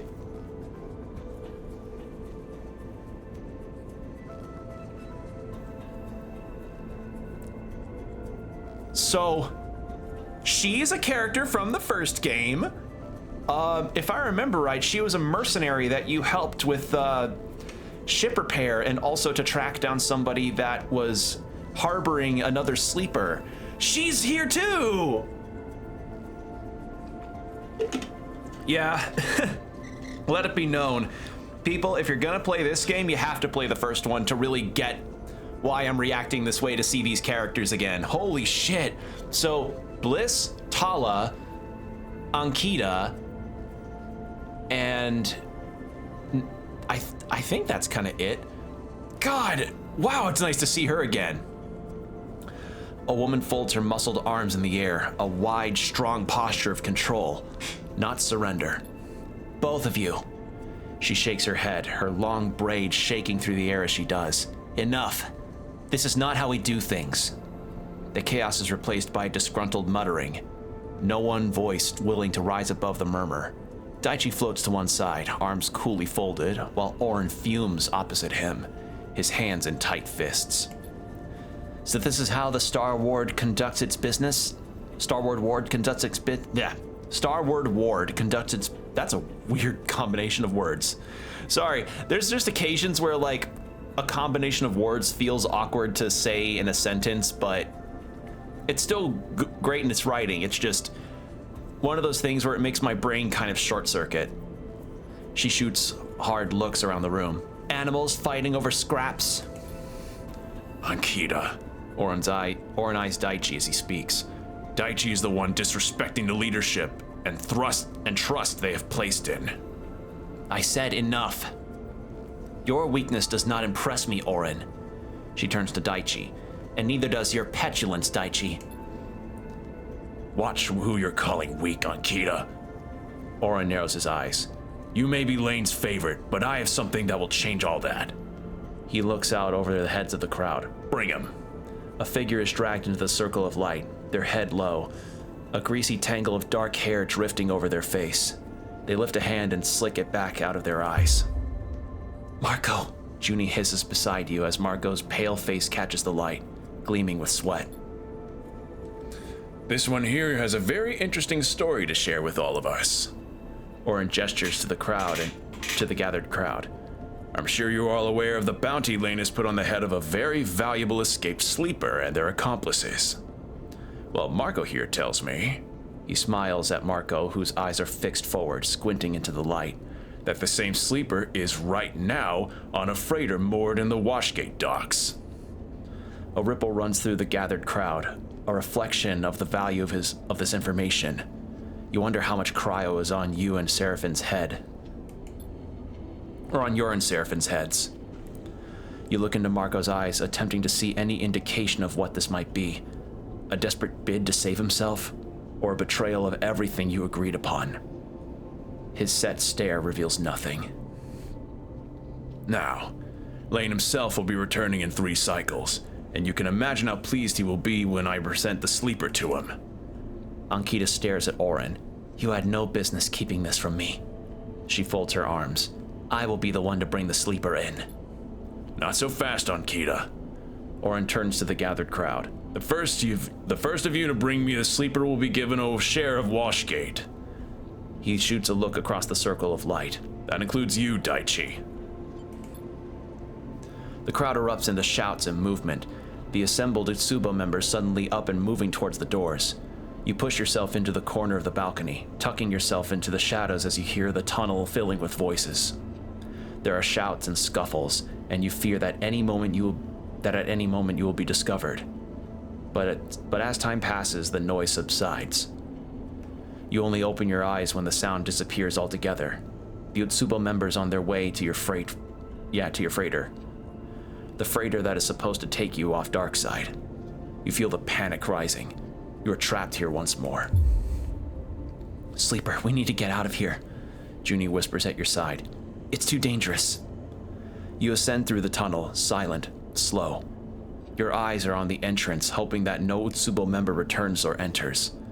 And then you are back out in the main passageway, blinking in the light of the fluorescent panels and gliding away from the entrance, lost in a daze. Somewhere in the rise, you eventually stop, not sure where you might be going, but needing to get away from what you just witnessed. You can't go back to the freighter, that much is clear, which means no supplies, no place to sleep. Then there's Marco. Was this always part of the plan? Or is this just him in survival mode? Your mind fills with questions and worries, the path ahead unclear. Marco, did he really give us up? Junie hovers in the passageway, her face a mask of concern. I don't understand, Sleeper. He betrayed us. Junie nods. Your voice sounds sure, authoritative, but you are masking your doubts. Your mind races with questions. Can you really leave this place without Marco? How would Seraphin react? If he actually has been caught by Utsubo, can you forgive him for giving into the pressure? You are struggling to be angry with him, perhaps because you have been where he is now, under Utsubo's control. What would you have done to escape? Who would you have given up? The tapping of the keys on Junie's terminal interrupts your train of thought. You look at her springing into action. Her pragmatism is a strength, but she doesn't understand people and what drives them. To her, Marco is a mystery, but to you, his betrayal is all too familiar. You will have to decide how to react. Junie notices you watching her. We need to find an empty unit here, up in the rise. We have to stay as far away from the docks as we can. Junie looks up and meets your eye. We need time to think, to come up with a plan. She looks back down at her screen. We always do. Something chirps on her deck. Okay, I have an entry code for a unit just up here. She slides the deck away. Wait here, I'll be back. You take a moment, trying to find a focus. Maybe if you could find those resisting Utsubo, they can help you? Though you wonder if they ever existed at all, given that Marco was the one who reported their existence to you and Seraphin. Was this whole thing a ploy to collect the bounty, to bring you to Darkside? If you search out Marco, perhaps he can answer you, for better or worse. But then you recall Orin's words, sabotage and resistance. If that was an honest plea, then there is some truth in what Marco said. Utsubo is being resisted.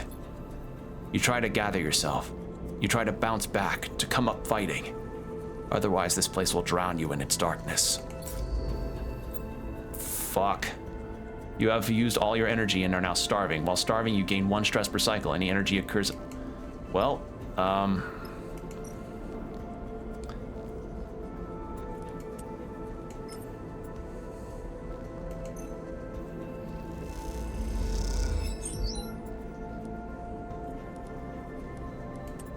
I have good rolls, so that's a plus.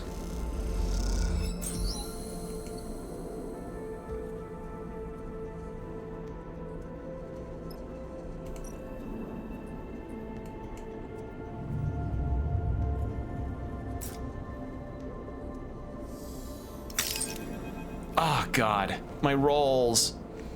You wake in the cold of the abandoned unit to an unsettling quiet. The air cyclers whine. The heat diffusers hum, but nothing around you breathes. You are alone. You slowly raise yourself, unclip the straps from the bunk, and allow yourself to drift up into the air. Silence. And then, in that silence, you hear something. A scrapper scuff. It draws your eyes to the unit's doorway, where a shape is settled in the dark. I knew you couldn't have gone far.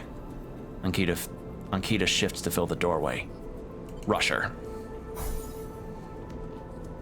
You kick off hard, dropping your shoulder and aiming for Ankita. She raises an arm to deflect your hit. As you slam into her, Ankita reels back, then spins, wrapping you with both arms and uses your momentum to whip you around and bundle you back into the unit. Just calm yourself. Ankita holds up both hands. Let's not cause too much damage.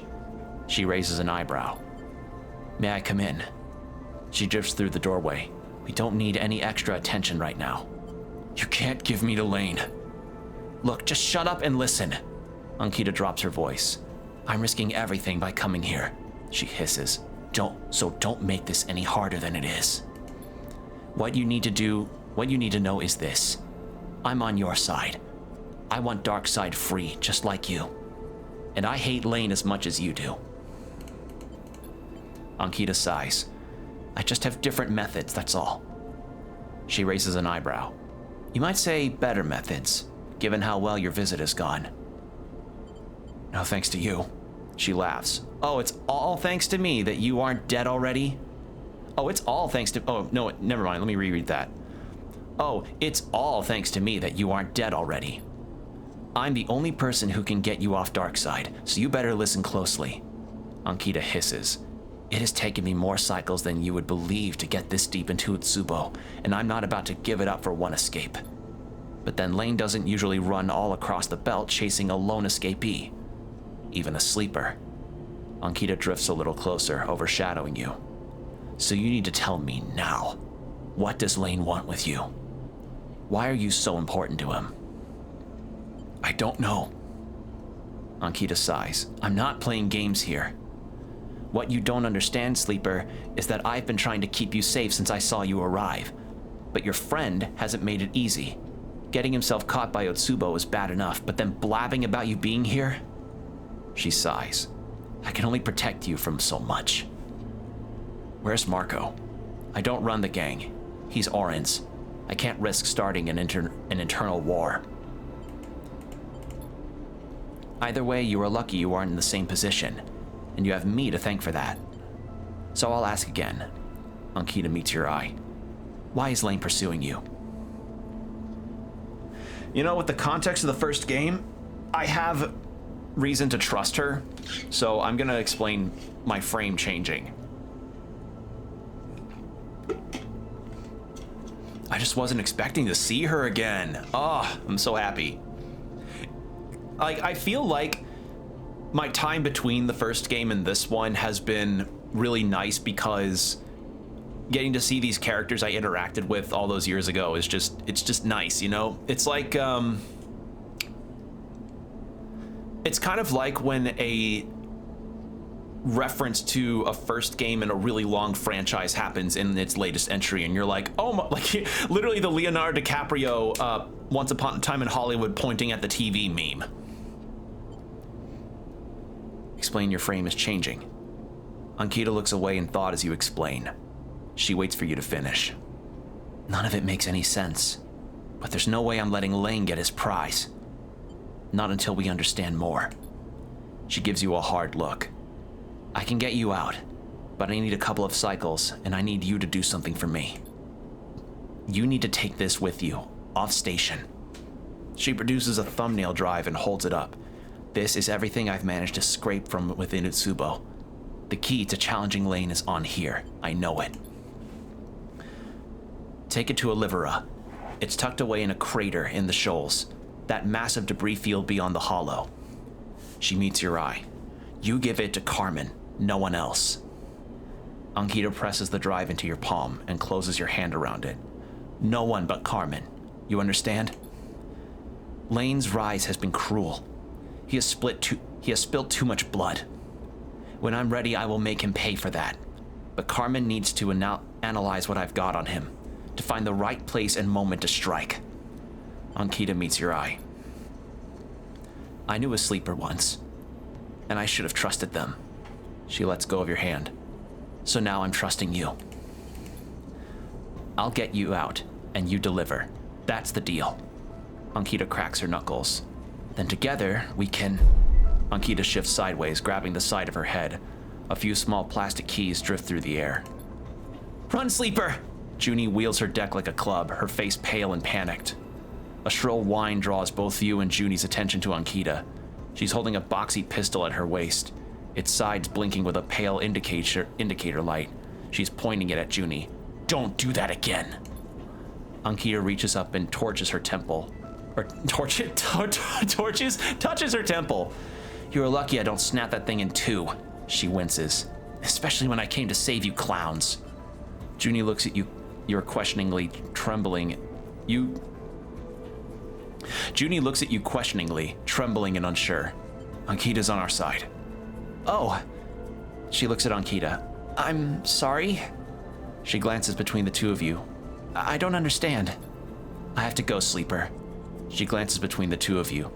You explain this whole thing to your friend if you want, but I won't be here when you do. 2 cycles. Be ready to leave. She backs out of the unit. When Lane comes back, you go out. Neither of us wants him to win here.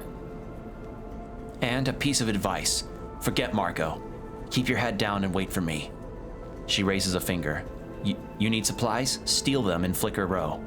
Otherwise, keep to yourself. Ankita gives you a hard look and slips out of the unit. Shit. Okay. So yeah, Marco's just straight up gone now. AFK. Fuck. Kind of want to find Marco, though, just to see.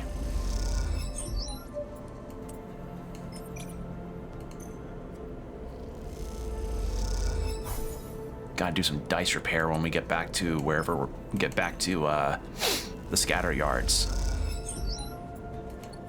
All right. Gonna rely on Junie to get good rolls.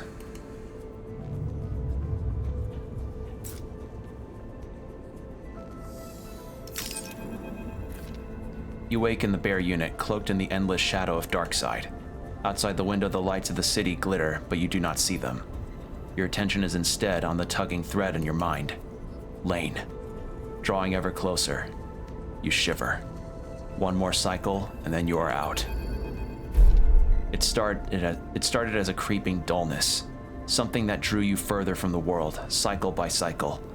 But now, in this moment of waking, it is a shifting pain.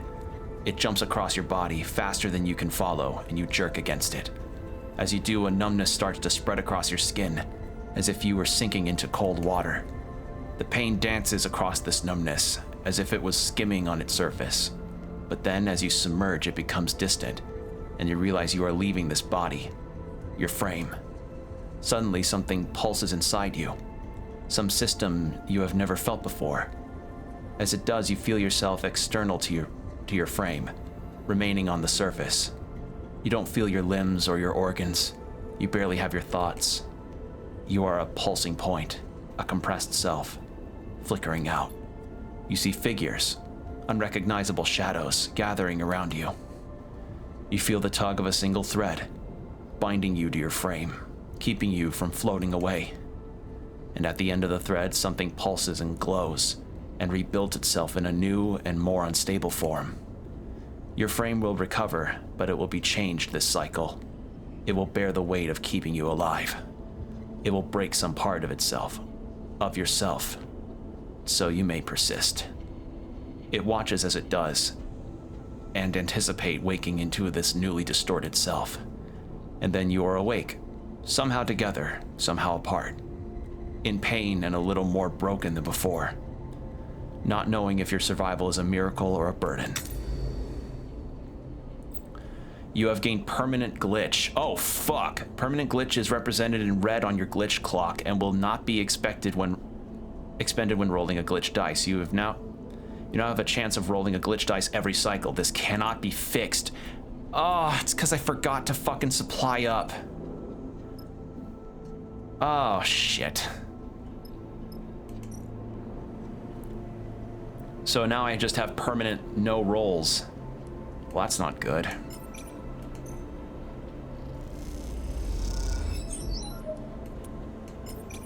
Well, Junie can at least find Marco. Jesus Christ! Everything's failing on me!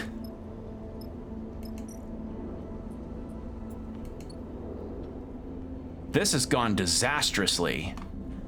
No supplies to steal. Nothing. Fuck. Okay. This has gone awfully. You rise from your berth, slowly coming to your senses.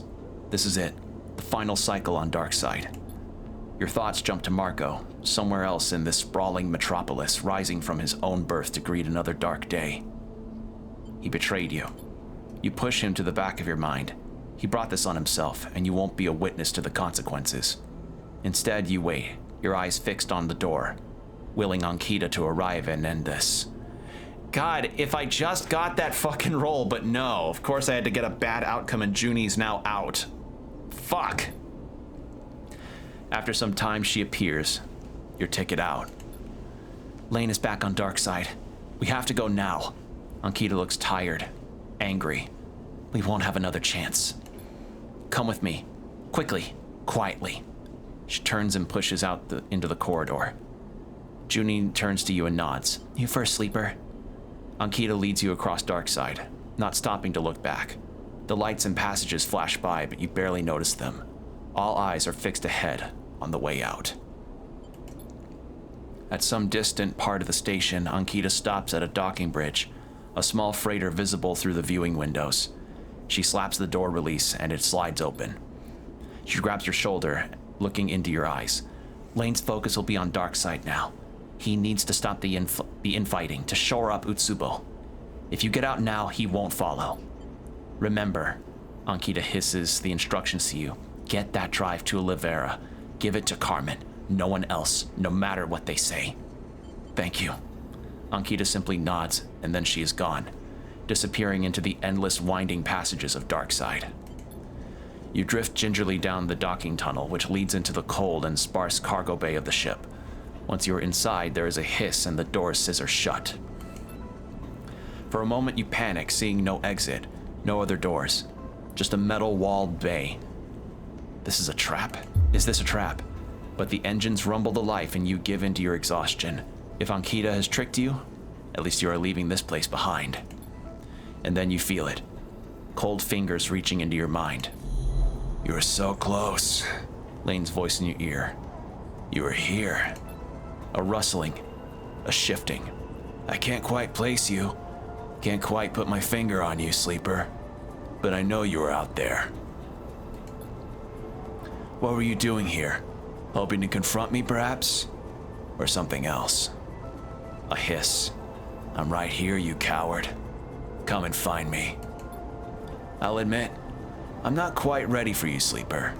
A flicker and a spasm. But so soon, this will all be over. A tone begins, a shrill and inescapable. Let me show you. The tone rises. Lane is in the bay of the freighter, the pull of the constant acceleration and comforting pressure against his chest. Lane looks around the bay, taking it in slowly. He inhales the stale air deeply. Lane feels power, feels pride. The sense of control over another excites him. This is his desire. Lane lifts his right hand and turns it in the air, flexing his fingers in a satisfying wave. Something flickers at the corner of your vision for a moment, and you strain to turn Lane's head. It does not turn, but you swear you see a figure there, in the bay with you.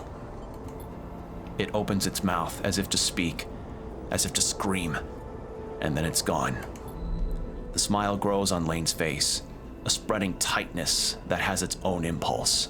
He raises one hand and uses it to grip the smallest finger of the other. A pause, and then a sudden jerk. Lane snaps the finger back against the joint. His pain is instant, as is yours. It burns your vision away. When the white-hot blindness has faded, you look out on those same metal walls. You hold the same finger in your hand, and as you release it, you see the crooked shape it has been bent into. A shiver runs through you, and you reach back into your own mind to see if any trace, any fragment of Lane remains there. You put your hands on your face and push, as if to push him from your head. The ship continues on its starward arc, away from Darkseid, away from Lane. But you can't help but feel that some part of him is still there, behind your eyes, concealed beneath the pain of that snapped finger. Shit. It takes a long time before you are ready to discuss everything. First, there was the journey to the yard, then the disembarking from the freighter, then explaining to the waiting crew why their ship was impounded. A difficult job without Marco. Thankfully, the crew of the ship that brought you out of Darkseid, sent by Ankita, took the others aside and settled them. Through the promise of remuneration? Yeah, remuneration of the threat of violence. You aren't sure. But you expect they will leave together for Darkseid soon. You do your best to explain your encounter with Ankita to your crew, but the mention of her name sets off a significant reaction in Bliss. It seems the two have a history, a relationship that fell apart. Right, yeah, because I think Ankita and Bliss's quests actually kind of meshed a little. Yeah, because I think Bliss left with Ankita and the other person in the first game. Bliss removes themselves from the conversation, and later on you find them in the berths, staring at the wall. The whole time you find yourself in a daze. Your skin hurts and your muscles tremble. You don't feel yourself. You rest for a while, and as you do, chaos echoes around you. Arguments and hard conversations, until you find yourself able to rise. Now the chaos is past, leaving you and Seraphin on board the rig, with nothing to protect you from this difficult situation. Hey, he's fixed up! Seraphin waits until it's just the two of you. He floats there, stretching his scarred arm, the protective sleeve he has been wearing since the far spindle finally removed. What's happened with Marco, Sleeper? Seraphin meets your eye with a look of serious concern. He betrayed us. Seraphin shakes his head. What do you mean? He told Utsubo where to find me. No. Seraphin frowns. That can't be. He pauses. It's not that I don't believe you, but Marco hates Utsubo. Seraphin sighs. He's come through for me so many times. I never thought. He goes quiet for a moment. I trust you, Sleeper. If you say he did, then he did. He pauses, choosing his words. All the more reason to find him and get him to explain himself. Marco had his reasons, I'm sure of it. Maybe they weren't good ones, but... He trails off. I wish he was here to explain himself, that prick. Look of sadness crosses his face. Seraphin looks down. I'm sorry I wasn't there, Sleeper. I should never have let Marco go instead of me. It's okay. Seraphin nods. Never again. He looks up. Tell me it was worth it, Sleeper. That you got something on Utsubo. You explain about the meeting you witnessed, the conflict between Oren and Daichi and Ankita's intervention.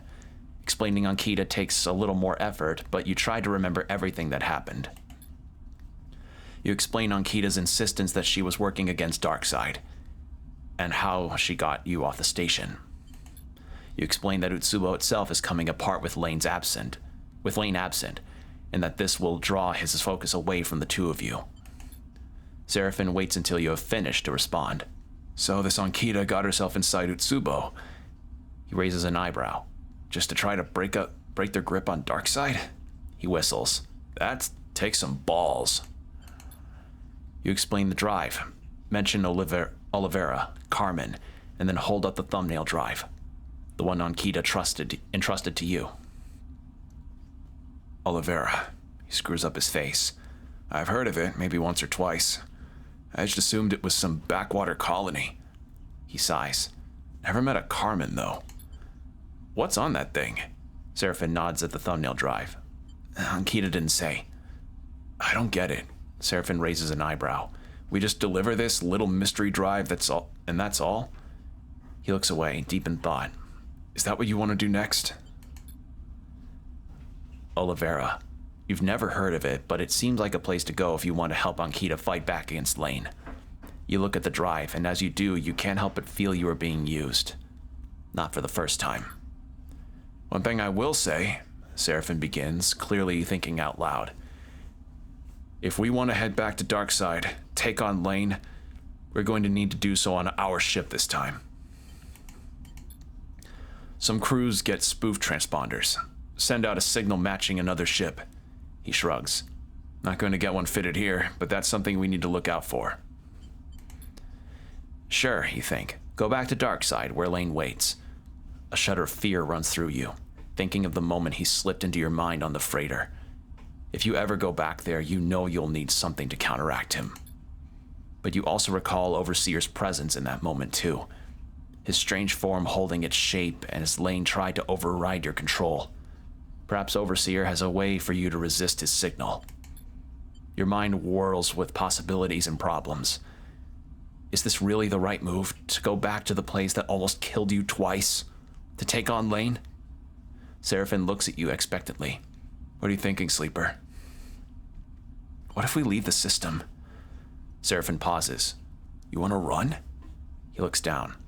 I know the past cycles must have been hard. That I wasn't there. But leave Hellion?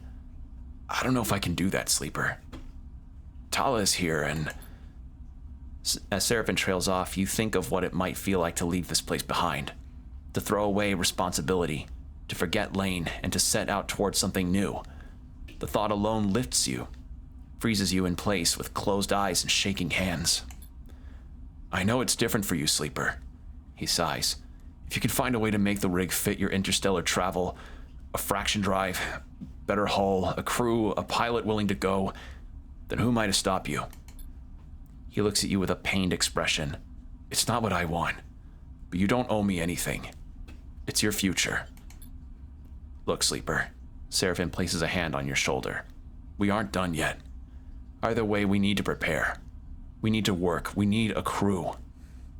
Seraphin starts counting off his fingers. And we need you strong.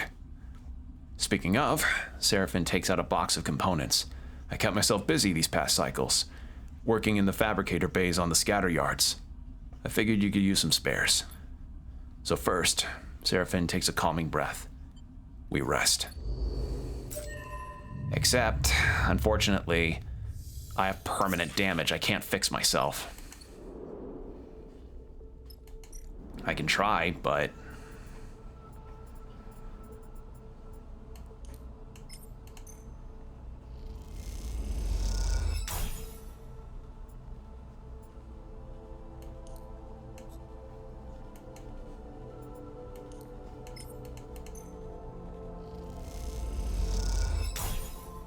All right.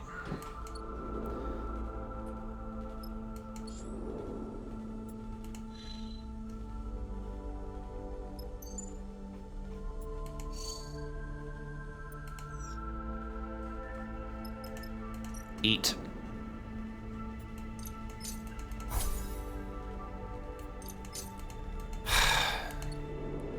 There was no food on the station, so there wasn't much I could do, unfortunately. All right. Well, with this done, we need to fill supplies.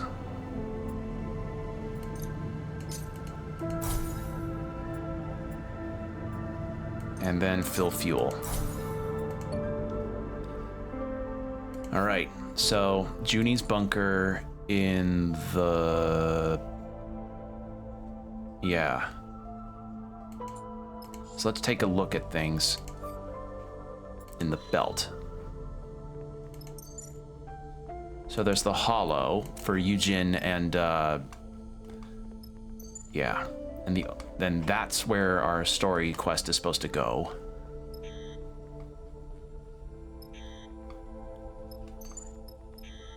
And there's the Hellion Gate, Holmes Rock, and then further from Holmes Rock is just the ice field stuff.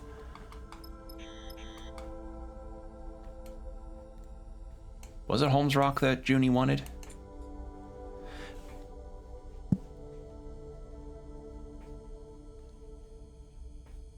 She needs your help. Is it the...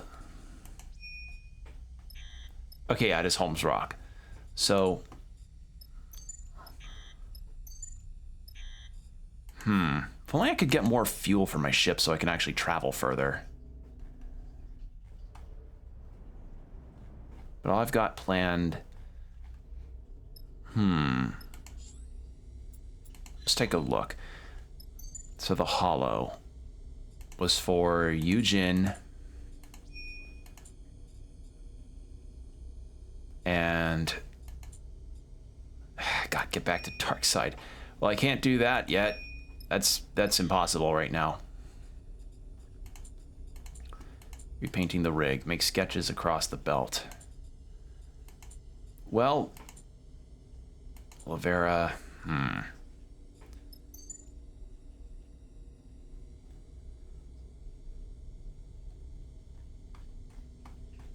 Which one should I do? Radiated zone.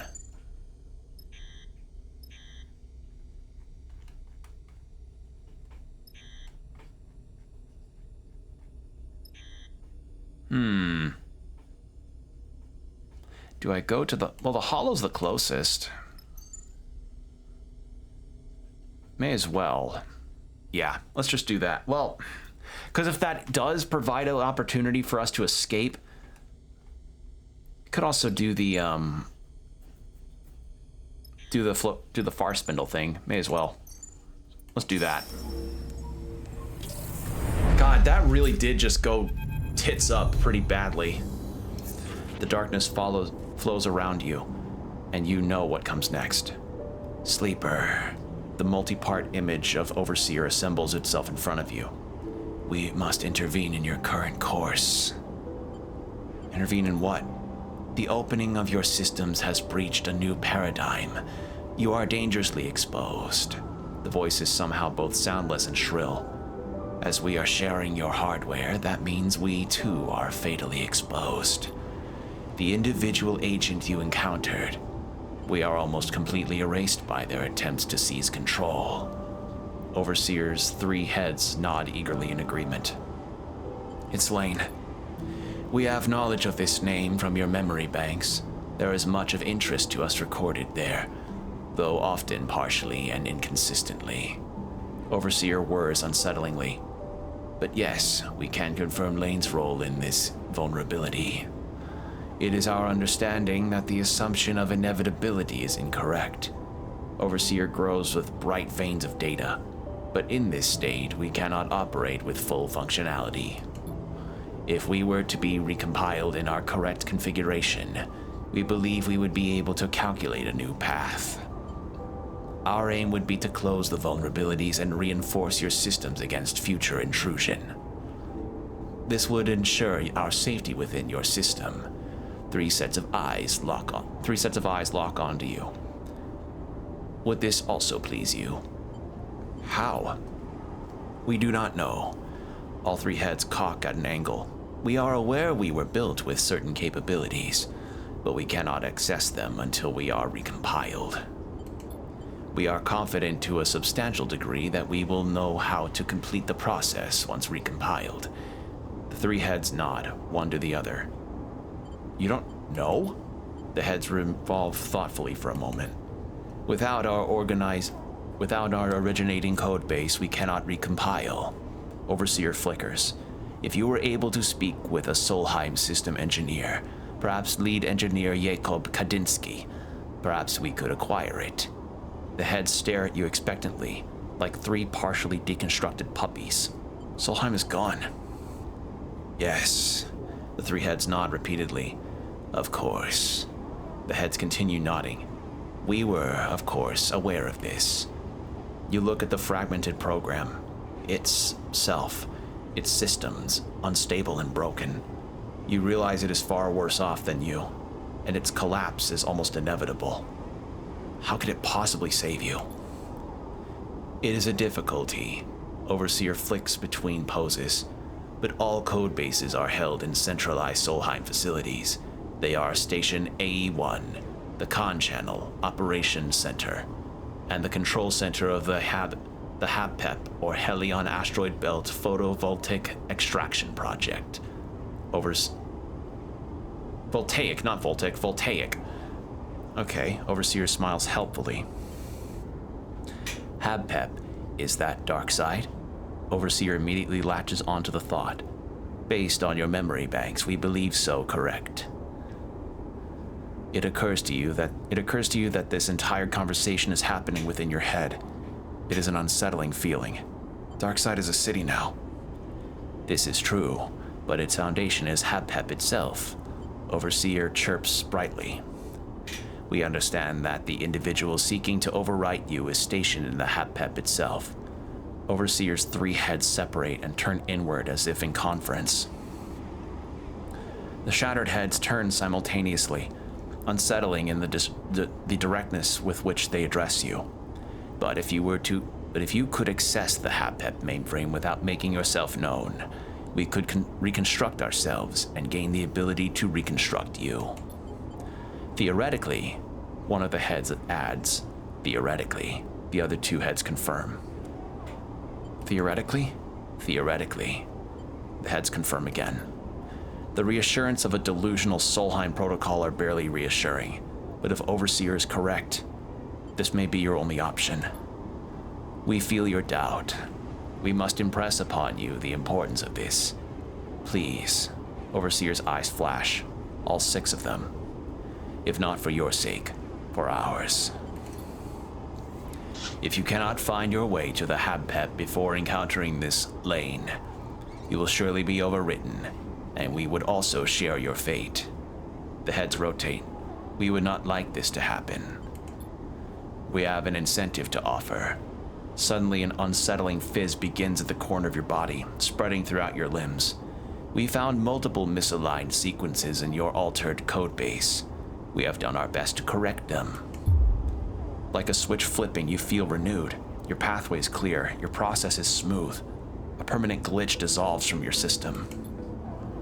The 3 mindlessly smiling heads of Overseer, however, are less reassuring. We will leave you to recharge, but please, consider the path ahead. And come back to the ragged paneling of the bunks. Somewhere behind your left eye, the ache begins. You envy Overseer for its lack of body and the pain it causes. But then suddenly you wonder if in sharing your body, it shares your pain too. The thought makes you pity the broken protocol. Its sense of time and place scattered. Or shattered, both scattered and shattered.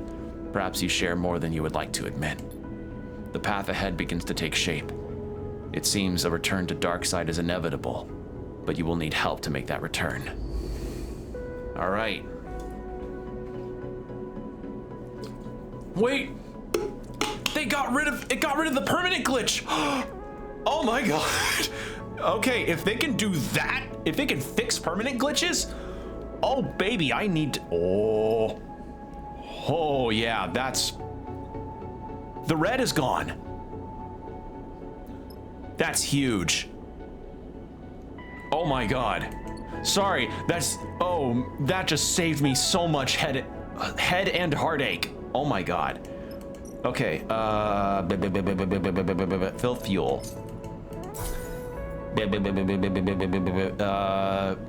good on supplies actually, so let's go ahead and head off.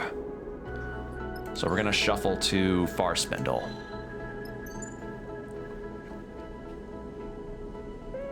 And confirm.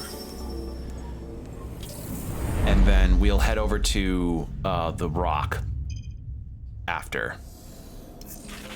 New location discovered. Spindle view. Sketch a design.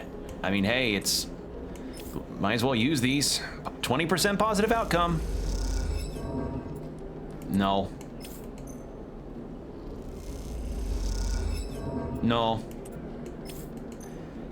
I mean, hey, they're safe actions. No.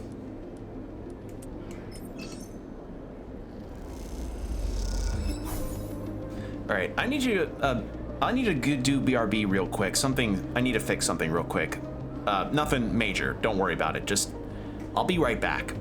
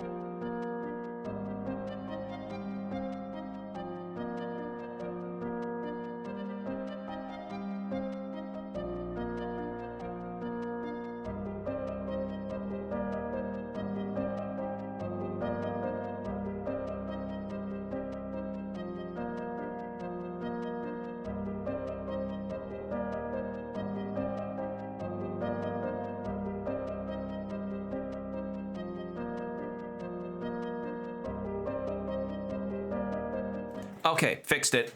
It was just something I needed to fix with my house. Nothing, no problems. Just a little quirk of my house that needed a little fix up. All right. So let's do some artistry. Let's try and get our sponsor some more people. Like the equivalent of like use your code for Surya's shipyard to get 50% off. God, they got rid of the permanent glitch. Holy fuck. Wow. All right. Back to this again. So we're just gonna try again for that. Didn't think so. Keep going. God damn it. I can't even do into it because of my picked option. Oh my god.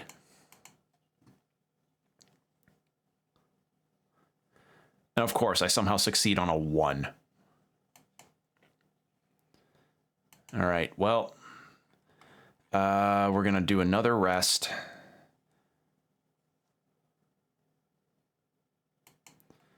And then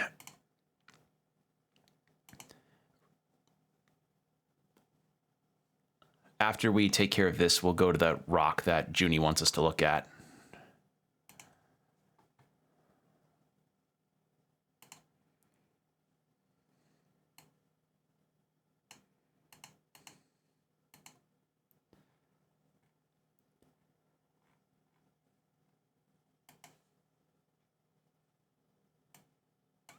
Sorry, I had a sneeze coming. It would not follow through. Oh, God. God, I hate that feeling so much. I've been getting it so much lately, too, because it's spring. Also, ad break starting in 5 minutes. It's the worst. How am I succeeding on 2s and 1s? I guess if it's 50-50. Come on. Just one more success. One more, please. Yes! Okay, thank God. All right, so I got that. All right, let's buy up fuel. And then we'll go to the... then we'll go to the thing that we should do for Junie. There we go. Oh, good God. It's literally happened every day at my work, too, where I just have constant sneezes that are on the cusp of being there, and then they just don't follow fucking through on that. Ugh. Sucks.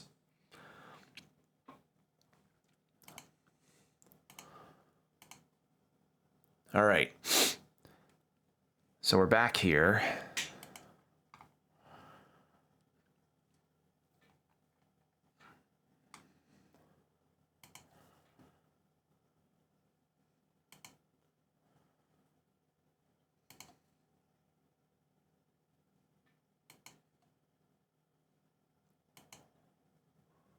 Here we are.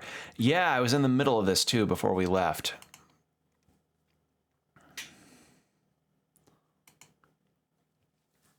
In Holmes Rock, it's impossible to get away from the feeling of living, working, and eating in a ruin. Most of the belt is built on top of the remains of Solheim's infrastructure. But there are plenty of places where the modifications or extensions to those structures eclipse the original foundation. In Holmes Rock, it is the reverse. The station is a small, warm patch at the center of a network of tunnels and bays that stretch within the rock, most of them dark, damp, and wrecked. A sprawling foundation that will never be built upon. Every so often, gliding on your way between Senna's Rest and the Suncatchers, or from the docks to the depot, you find yourself in one of these dark tunnels. That's where you are now. You float, stopped, at a four-way intersection. No light visible down any tunnel. Go left. You kick off gently from the wall and head into a cylindrical passage clad with panels that hold back the rock. It is wider than the others, and here and there little droplets of water float undisturbed. At the far end you see a faint point of light, the warm glow of a lit passage. Suddenly you hear a rustling in the dark, and a shrill sound that you can't place. There's something out there. Rush through. You kick off hard and glide through the tunnel, feeling a few droplets of water gently spatter on your skin.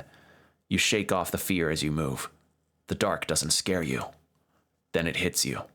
Something solid and meaty, slamming into your stomach and spinning away. You press off the wall and push on as a shrill wail echoes behind you in the dark. What the hell was that? When you reach the lit passage beyond, you turn back, but the tunnel is silent and still. You continue on, but you can't shake the feeling of being followed as you ascend back up through the station. Perhaps next time you'll take a different route.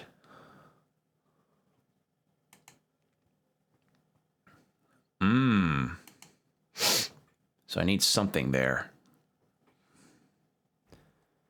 So what am I missing?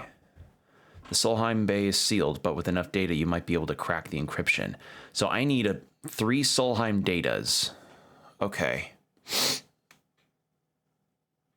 So I guess maybe we can't do the thing with Junie yet because I guess I went down the wrong hallway. Oops.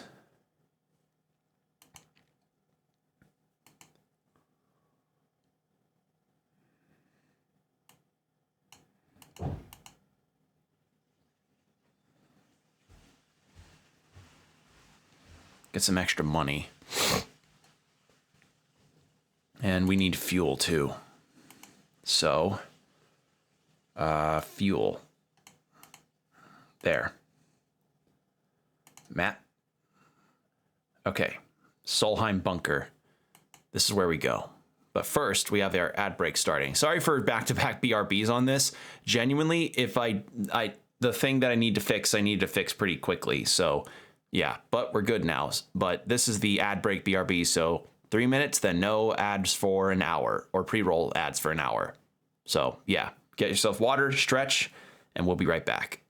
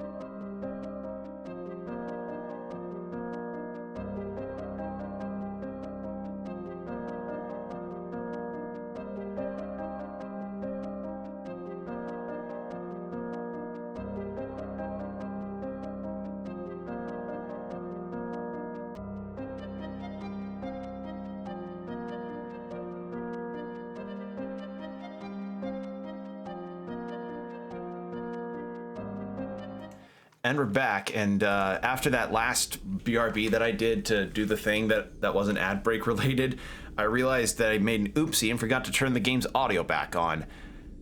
Whoops. All right, but I remembered this time, so y'all should hear the game now. So, yeah. All right. So let's go to this bunker, and then this will be the last thing we do for the night. So Junie's locked in. Let's give Cadet a try. Let's see how she does. I want to do this. Well, actually, wait. Engineering. Yeah. Because honestly, the times I've been trying to spread our skills out as far as being able to do stuff is concerned, it's not been working out for us very well. That's it. Seraphin nods towards the featureless asteroid. Those are the coordinates Judy gave me. You look out at the rock. It's like thousands, hundreds of thousands of other rocks in the Starward belt. All these objects, much the same, spread across a huge circumference of space. A good place to hide something. That's it? Junie speaks up from the back of the cockpit. That's it, Seraphin confirms. She drifts forward, her eyes tracing the shape of the rock. There, she points. That hexagonal crater. She turns to you. That's the entry. You look at the dark spot on the already dark rock. It's a start. Not exactly bouncing, this place, is it?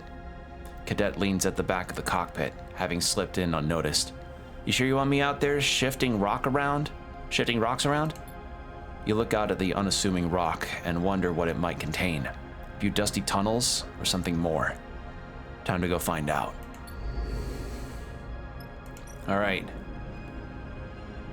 Okay. Starting off better than I have lately. Ooh, she's got a high stress capacity. That's good.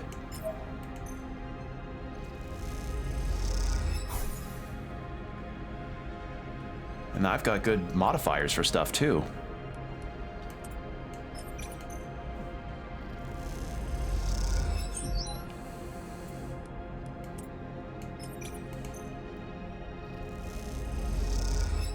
Wow, I'm really glad I took that 2+. Oh, I'm really glad I took this. Look at that. All right, here comes Junie's need. Oh, wow. Oh God, it's like the,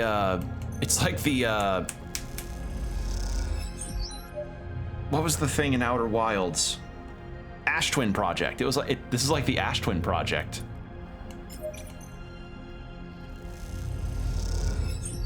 There, oh yeah. We'll try it, why not? Yeah, I didn't think so. Yeah, I didn't think so. End cycle.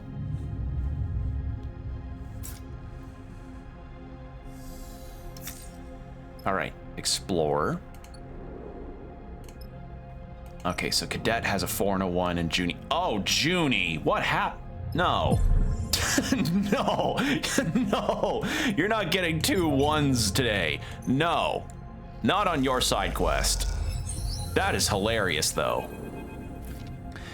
When you entered the access spire, the crew suddenly went very quiet. The images of a vast space seen through the viewing windows, the pristine wall paneling, the cool and the quiet. There is a sacred mood to this place, a feeling of hallowed ground. Now, as the facility's final entry lock whirs, flooding the passage with stale, dusty, 10,000-cycle-old air, Junie speaks. It's impossible. She drifts down the spire and out into the cavernous interior. A constellation of red specks mark the vast extent of the space, and within it, a ring of monolithic buildings curves away, running along the circumference of the massive chamber. You follow her slowly out of the doorway and into the bunker. With a name like that, you'd imagine low, sloping ceilings, stark tunnels, a basement cut into the rock. But this place is a cathedral, a cocoon the size of a city. Actually, no, the sloped, not sloping. Oh well, same effect. I take it back. Cadet follows you tentatively into the cavern. This was worth shifting rocks for. She looks at the ring below. It's a long way down. I wish I brought the bike. Descending into the ring takes a while. Despite the empty space, no one wants to rush through it. The feeling of entering a sacred territory remains, though the deeper you go inside, the more obvious it becomes that this place is more tomb than temple. You touch down amongst gray metal units, most of them featureless and dark. They tower above you now, their plain frontages revealing little about their function and interior. Junie, stay close. Junie moves ahead into the gap between two structures. This place is a labyrinth. Welcome, visitor. Warden. Ooh, pre-collapse protocol. Ooh. Welcome, visitors. A pale flicker appears near one of the units at the top of a square pedestal. I am the warden. Please provide access credentials. The flicker stabilizes into a figure, a statue of pulsing light. It pauses for a moment before repeating its request. Junie freezes and holds a calming hand out to you. She retrieves her deck, sliding it carefully from her backpack and turns it on. You look over at the warden, who waits patiently, wide-eyed and absent, restating its security request with a regular rhythm. You guess that this avatar just exists to make human interactions comfortable. Its true body is the facility itself, this vast interior ring, speckled with sensors and systems. Suddenly, the warden stops speaking. Then a flash of red passes along the corridor. Credentials not provided. Lockdown activating in 10, 9. You look over at Junie, whose eyes are rapidly scanning through a screen full of data. Festning. Junie stumbles through the pronunciation of the paraphrase. Lighter. Eidstead. Or Ildsted? Ildsted. She looks up at the warden's avatar expectantly. The warden flickers again, distorts and then stabilizes. Oversight connection not activated. Reattempting. It repeats itself again, then again, intoning the words in a regular rhythm. You look over at Junie, holding still as if encountering a wild animal. She meets your eye but gives no indication of any action you might take. Loop bypass engaged. Welcome, officer. Welcome, officer. The synthetic voice shifts to a different tone. Leonard Dahl. The avatar's white eyes stay blank and blind. And guests. Is this thing stable? Cadet hisses from nearby. Looks older than all of us combined. Are we sure that it won't suddenly flip out? Junie looks back at you, and then at Warden. The figure flickers, staring out over your heads, into the dark. Are we good, Junie? She looks at the Warden. Warden, are we approved to access all facilities? Yes, Officer Dahl. The Warden replies. Please remember, you are responsible for the conduct of your guests while visiting our facility. Let's hurry up and do what we need to do. Cadet eyes the dead-eyed avatar. I don't trust that thing. You move forward, pushing between the structures towards a large building, in the hope that it holds the facility's central data core.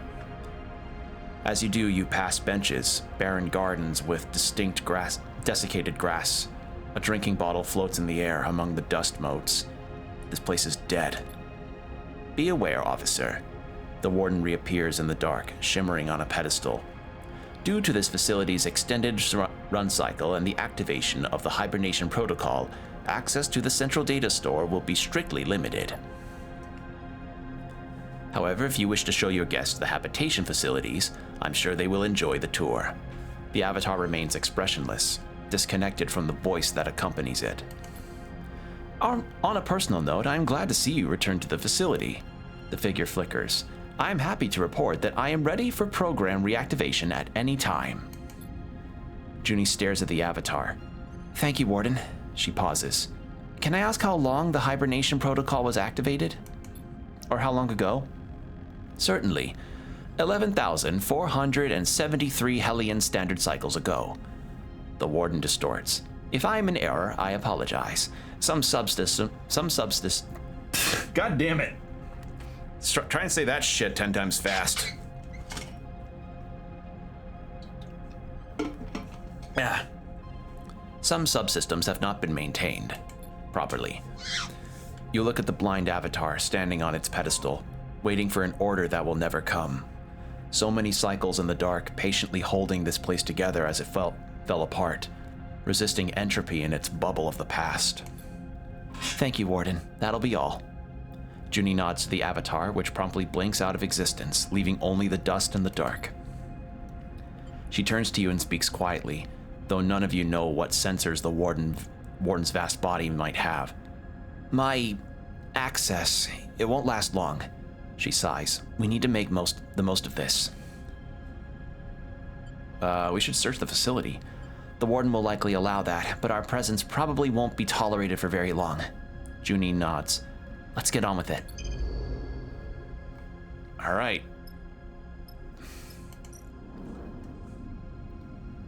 Okay, so, oh my god.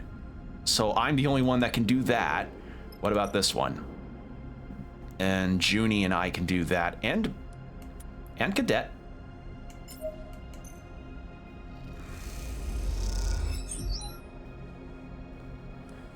And then Junie.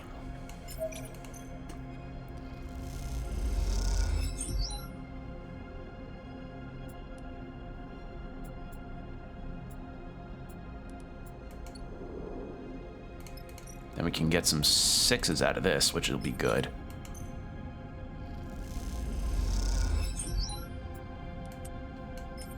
And none of us can do this.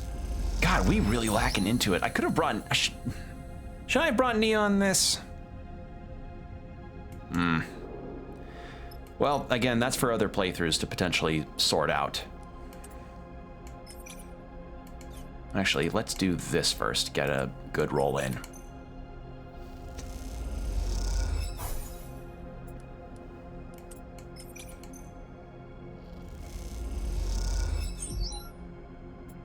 All right, I'm not risking a 1 to turn into a 2 on this, so let's end the cycle here. This is going really smoothly, I have to say. All right, explore. Oh God, Cadet. Oh. Oh, your rolls. Oh. Well, she can try for this. No, I didn't think so. Try again.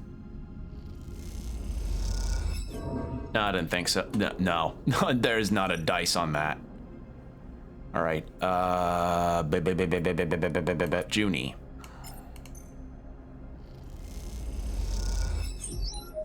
Okay, and then me. Actually, let's get the 4 on. There we go. Done. Junie removes her cable from the data core's port. She looks up from the boxy piece of hardware, one that wouldn't fit inside any ship short of a freighter,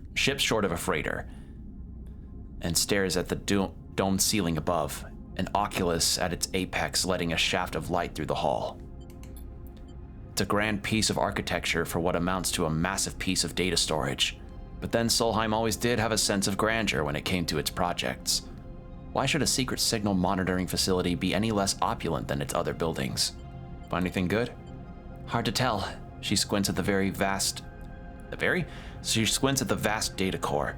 There's too much in there. I barely scratched the surface. We'll only know what's really there when I have time to process it. We should go. Junie sighs. I'm not sure how the Warden will react. She looks back over her shoulder at the vast core. I don't think we'll be back in to get more. As if listening for its name, the Warden suddenly apparates on one of its pedestals. It stares statuesque across the hall, its eye line way above your head. Officer Dahl. Its voice sounds strange now, stretched, drawn out. I have detected inconsistencies in the central data core. I believe there may have been unauthorized access. Junie looks at you nervously. Thank you for bringing this to my attention. I will investigate when I can. But for now, my guests and I, she looks at you, have to depart. The Warden flickers. The Warden bends and warps. The Warden screeches and screeches a pulse of a digital noise. Of course. The Warden's voice still broken, still slowed. I hope you enjoyed your visit to this facility. Junie looks up at the blind statue. Something is moving inside it, making its skin, as if it has a skin, bend away from its body. Wait. You wait, floating there in the dust. Junie approaches the pedestal. Officer Dahl, can I ask when you will return? The warden blinks its wide eyes. The facility has been idle for many cycles, and without reactivation, we may face further difficulties in its maintenance. It, the warden pulses, has been so long. Watch. You watch as Junie approaches the pedestal. I don't think I will be able to return. I'm sorry, Warden. The warden flashes red for a moment so small that you could almost believe you imagined it. This is as I expected, Officer Dahl. The warden is still now, its lips no longer moving as they speak, its chest no longer moves to emulate breath. It is a statue. Thank you for your honesty. It has been an honor to serve. I recommend you leave swiftly. With that, the warden blinks out. You and Junie kick off in the ring, outside the core, and rise up towards the spire you entered through. As you do, you watch a few of the red lights embedded into the framework of the cavern flicker. Junie turns to you as you ascend through the dark. Do you think the warden is sentient? I mean, as a sleeper, maybe you... She goes quiet. I thought you might know. It could have become sentient. Since the collapse? Is that possible? I suppose with no oversight from Solheim technicians, the protocol could develop some rudimentary learning skills. She pauses. Seems unlikely it could learn to think, though. She looks up to the approaching spire. Cadet is waiting for you in the access spire. Time to go. She glances down towards the ring, shaking her head. Let's close it up and forget about it. Junie cycles the airlock, and you go through, now in your suits and helmets, ascending the sealed spire. As you do, you look out of the viewing windows, and something catches your eye. The ring's red lights and those few left on inside the cavern are turning off, layer by layer.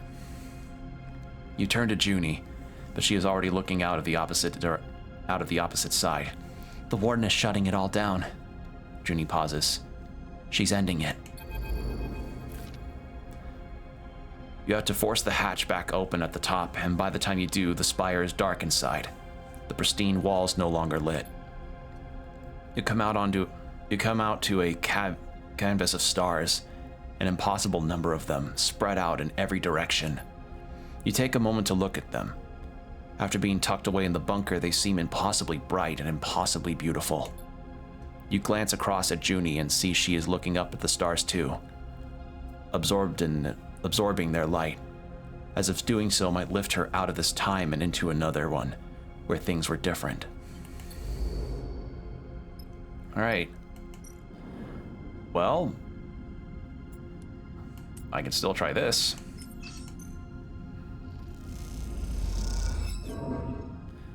Good God.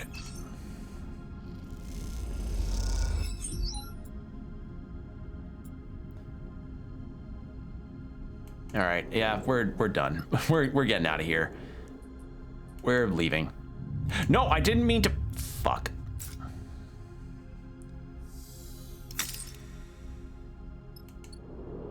One of my dice are now down. See if Cadet can do something here. Okay, she got something. Junie. I just want to see. She's got a stress.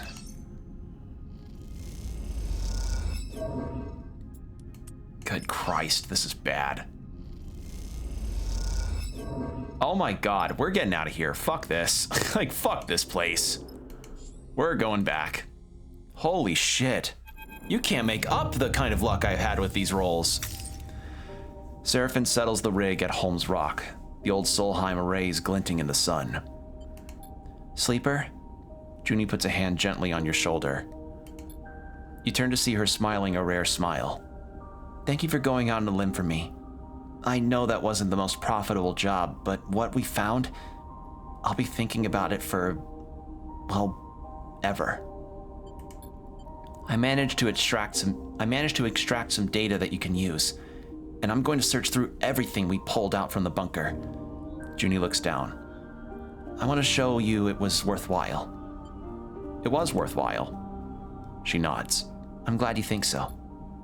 I'll also start seeing where to find other kinds of tools. I'll also start seeing where to find the kind of tools I need to work with data like this. Her smile is fading already, replaced by a familiar, determined stare. We can't let it go to waste, but my deck is not going to be enough. Darkside might be the only option. It's the biggest remaining Solheim facility in the belt. She sighs. I'll look into it. Either way, thanks for bringing me with you. I'm glad to be a part of this. The smile returns. For as long as you'll have me. She looks away nervously, and then, before you can respond, she is gone. Off to find a corner of the ship where she can dig through the data she pulled from the past in order to build a better future. Yay!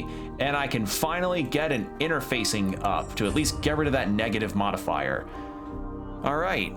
Well, with that, let's see. We need to get rid of that stress.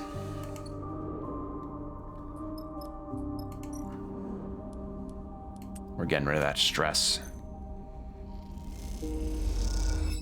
Well, we actually have a few minutes before I need to leave, or before I need to shuffle off for the day. Oh! I failed to nap, just like me. There we go. Let's end the cycle, and then we can use this data to actually go into the tunnel area that we got to earlier. Let's do that. But first, actually, I should have fucking repaired my dice earlier. Oops.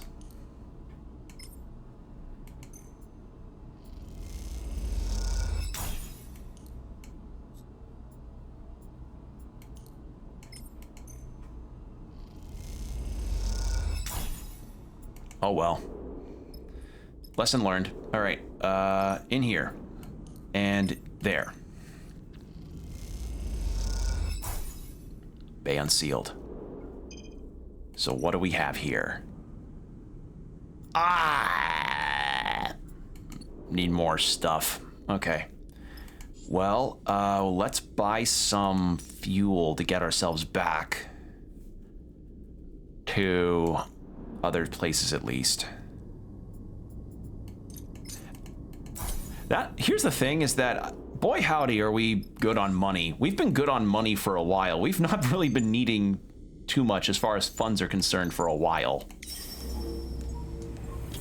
Which, you know, works out fine. It's just, damn.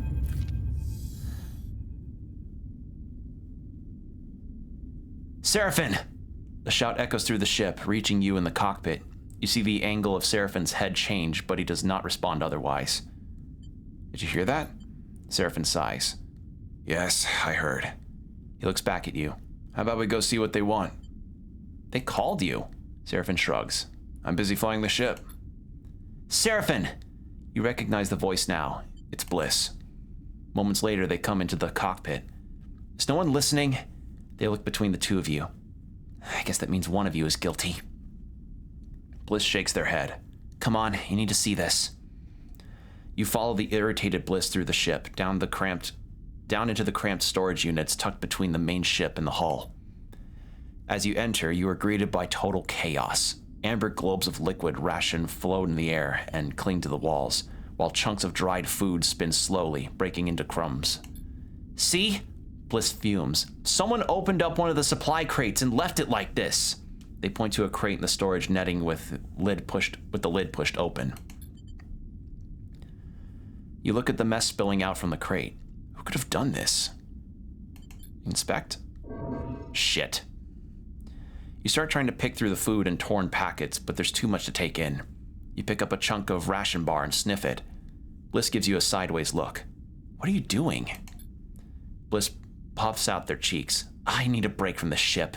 They look at you. Help me tidy this up. You spend the rest of the journey packing the crate away and disposing of the spoiled supplies.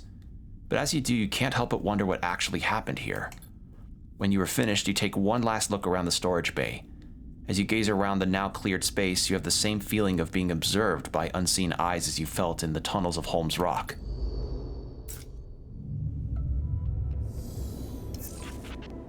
I have a feeling I missed something there, but we'll figure that out next time, because we are now at the 3-hour mark, and unfortunately I cannot stay for too much longer.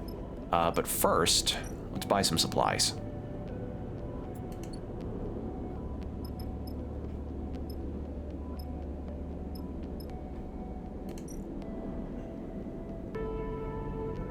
Buy a meal. Oh, we need fuel too. Right.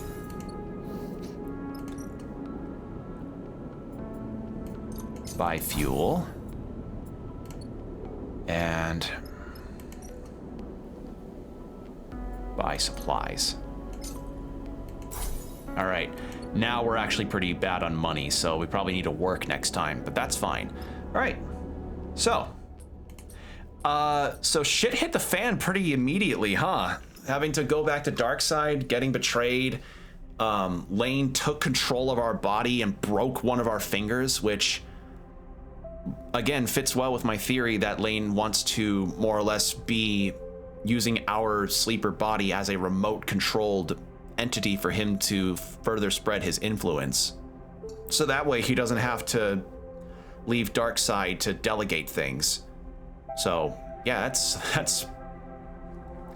horrifying. Like, straight up, he just took over our body, broke our finger, and then, you know, the operator was thankfully able to fix us, or at the very least help out and fix our damaged glitch stuff, which, holy shit, we need to get on that. But yeah, it seems every single thing that we have regarding side quests and missions will point back to Darkside.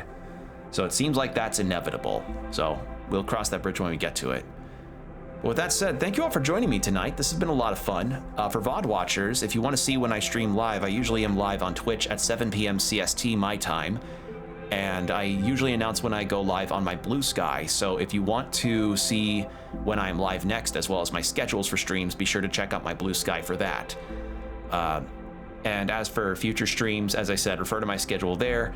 I do also post on the YouTube community page as far as my schedule and when I'm going live, so keep an eye out there if you do not have a Blue Sky. But I would recommend Blue Sky. It's a good platform.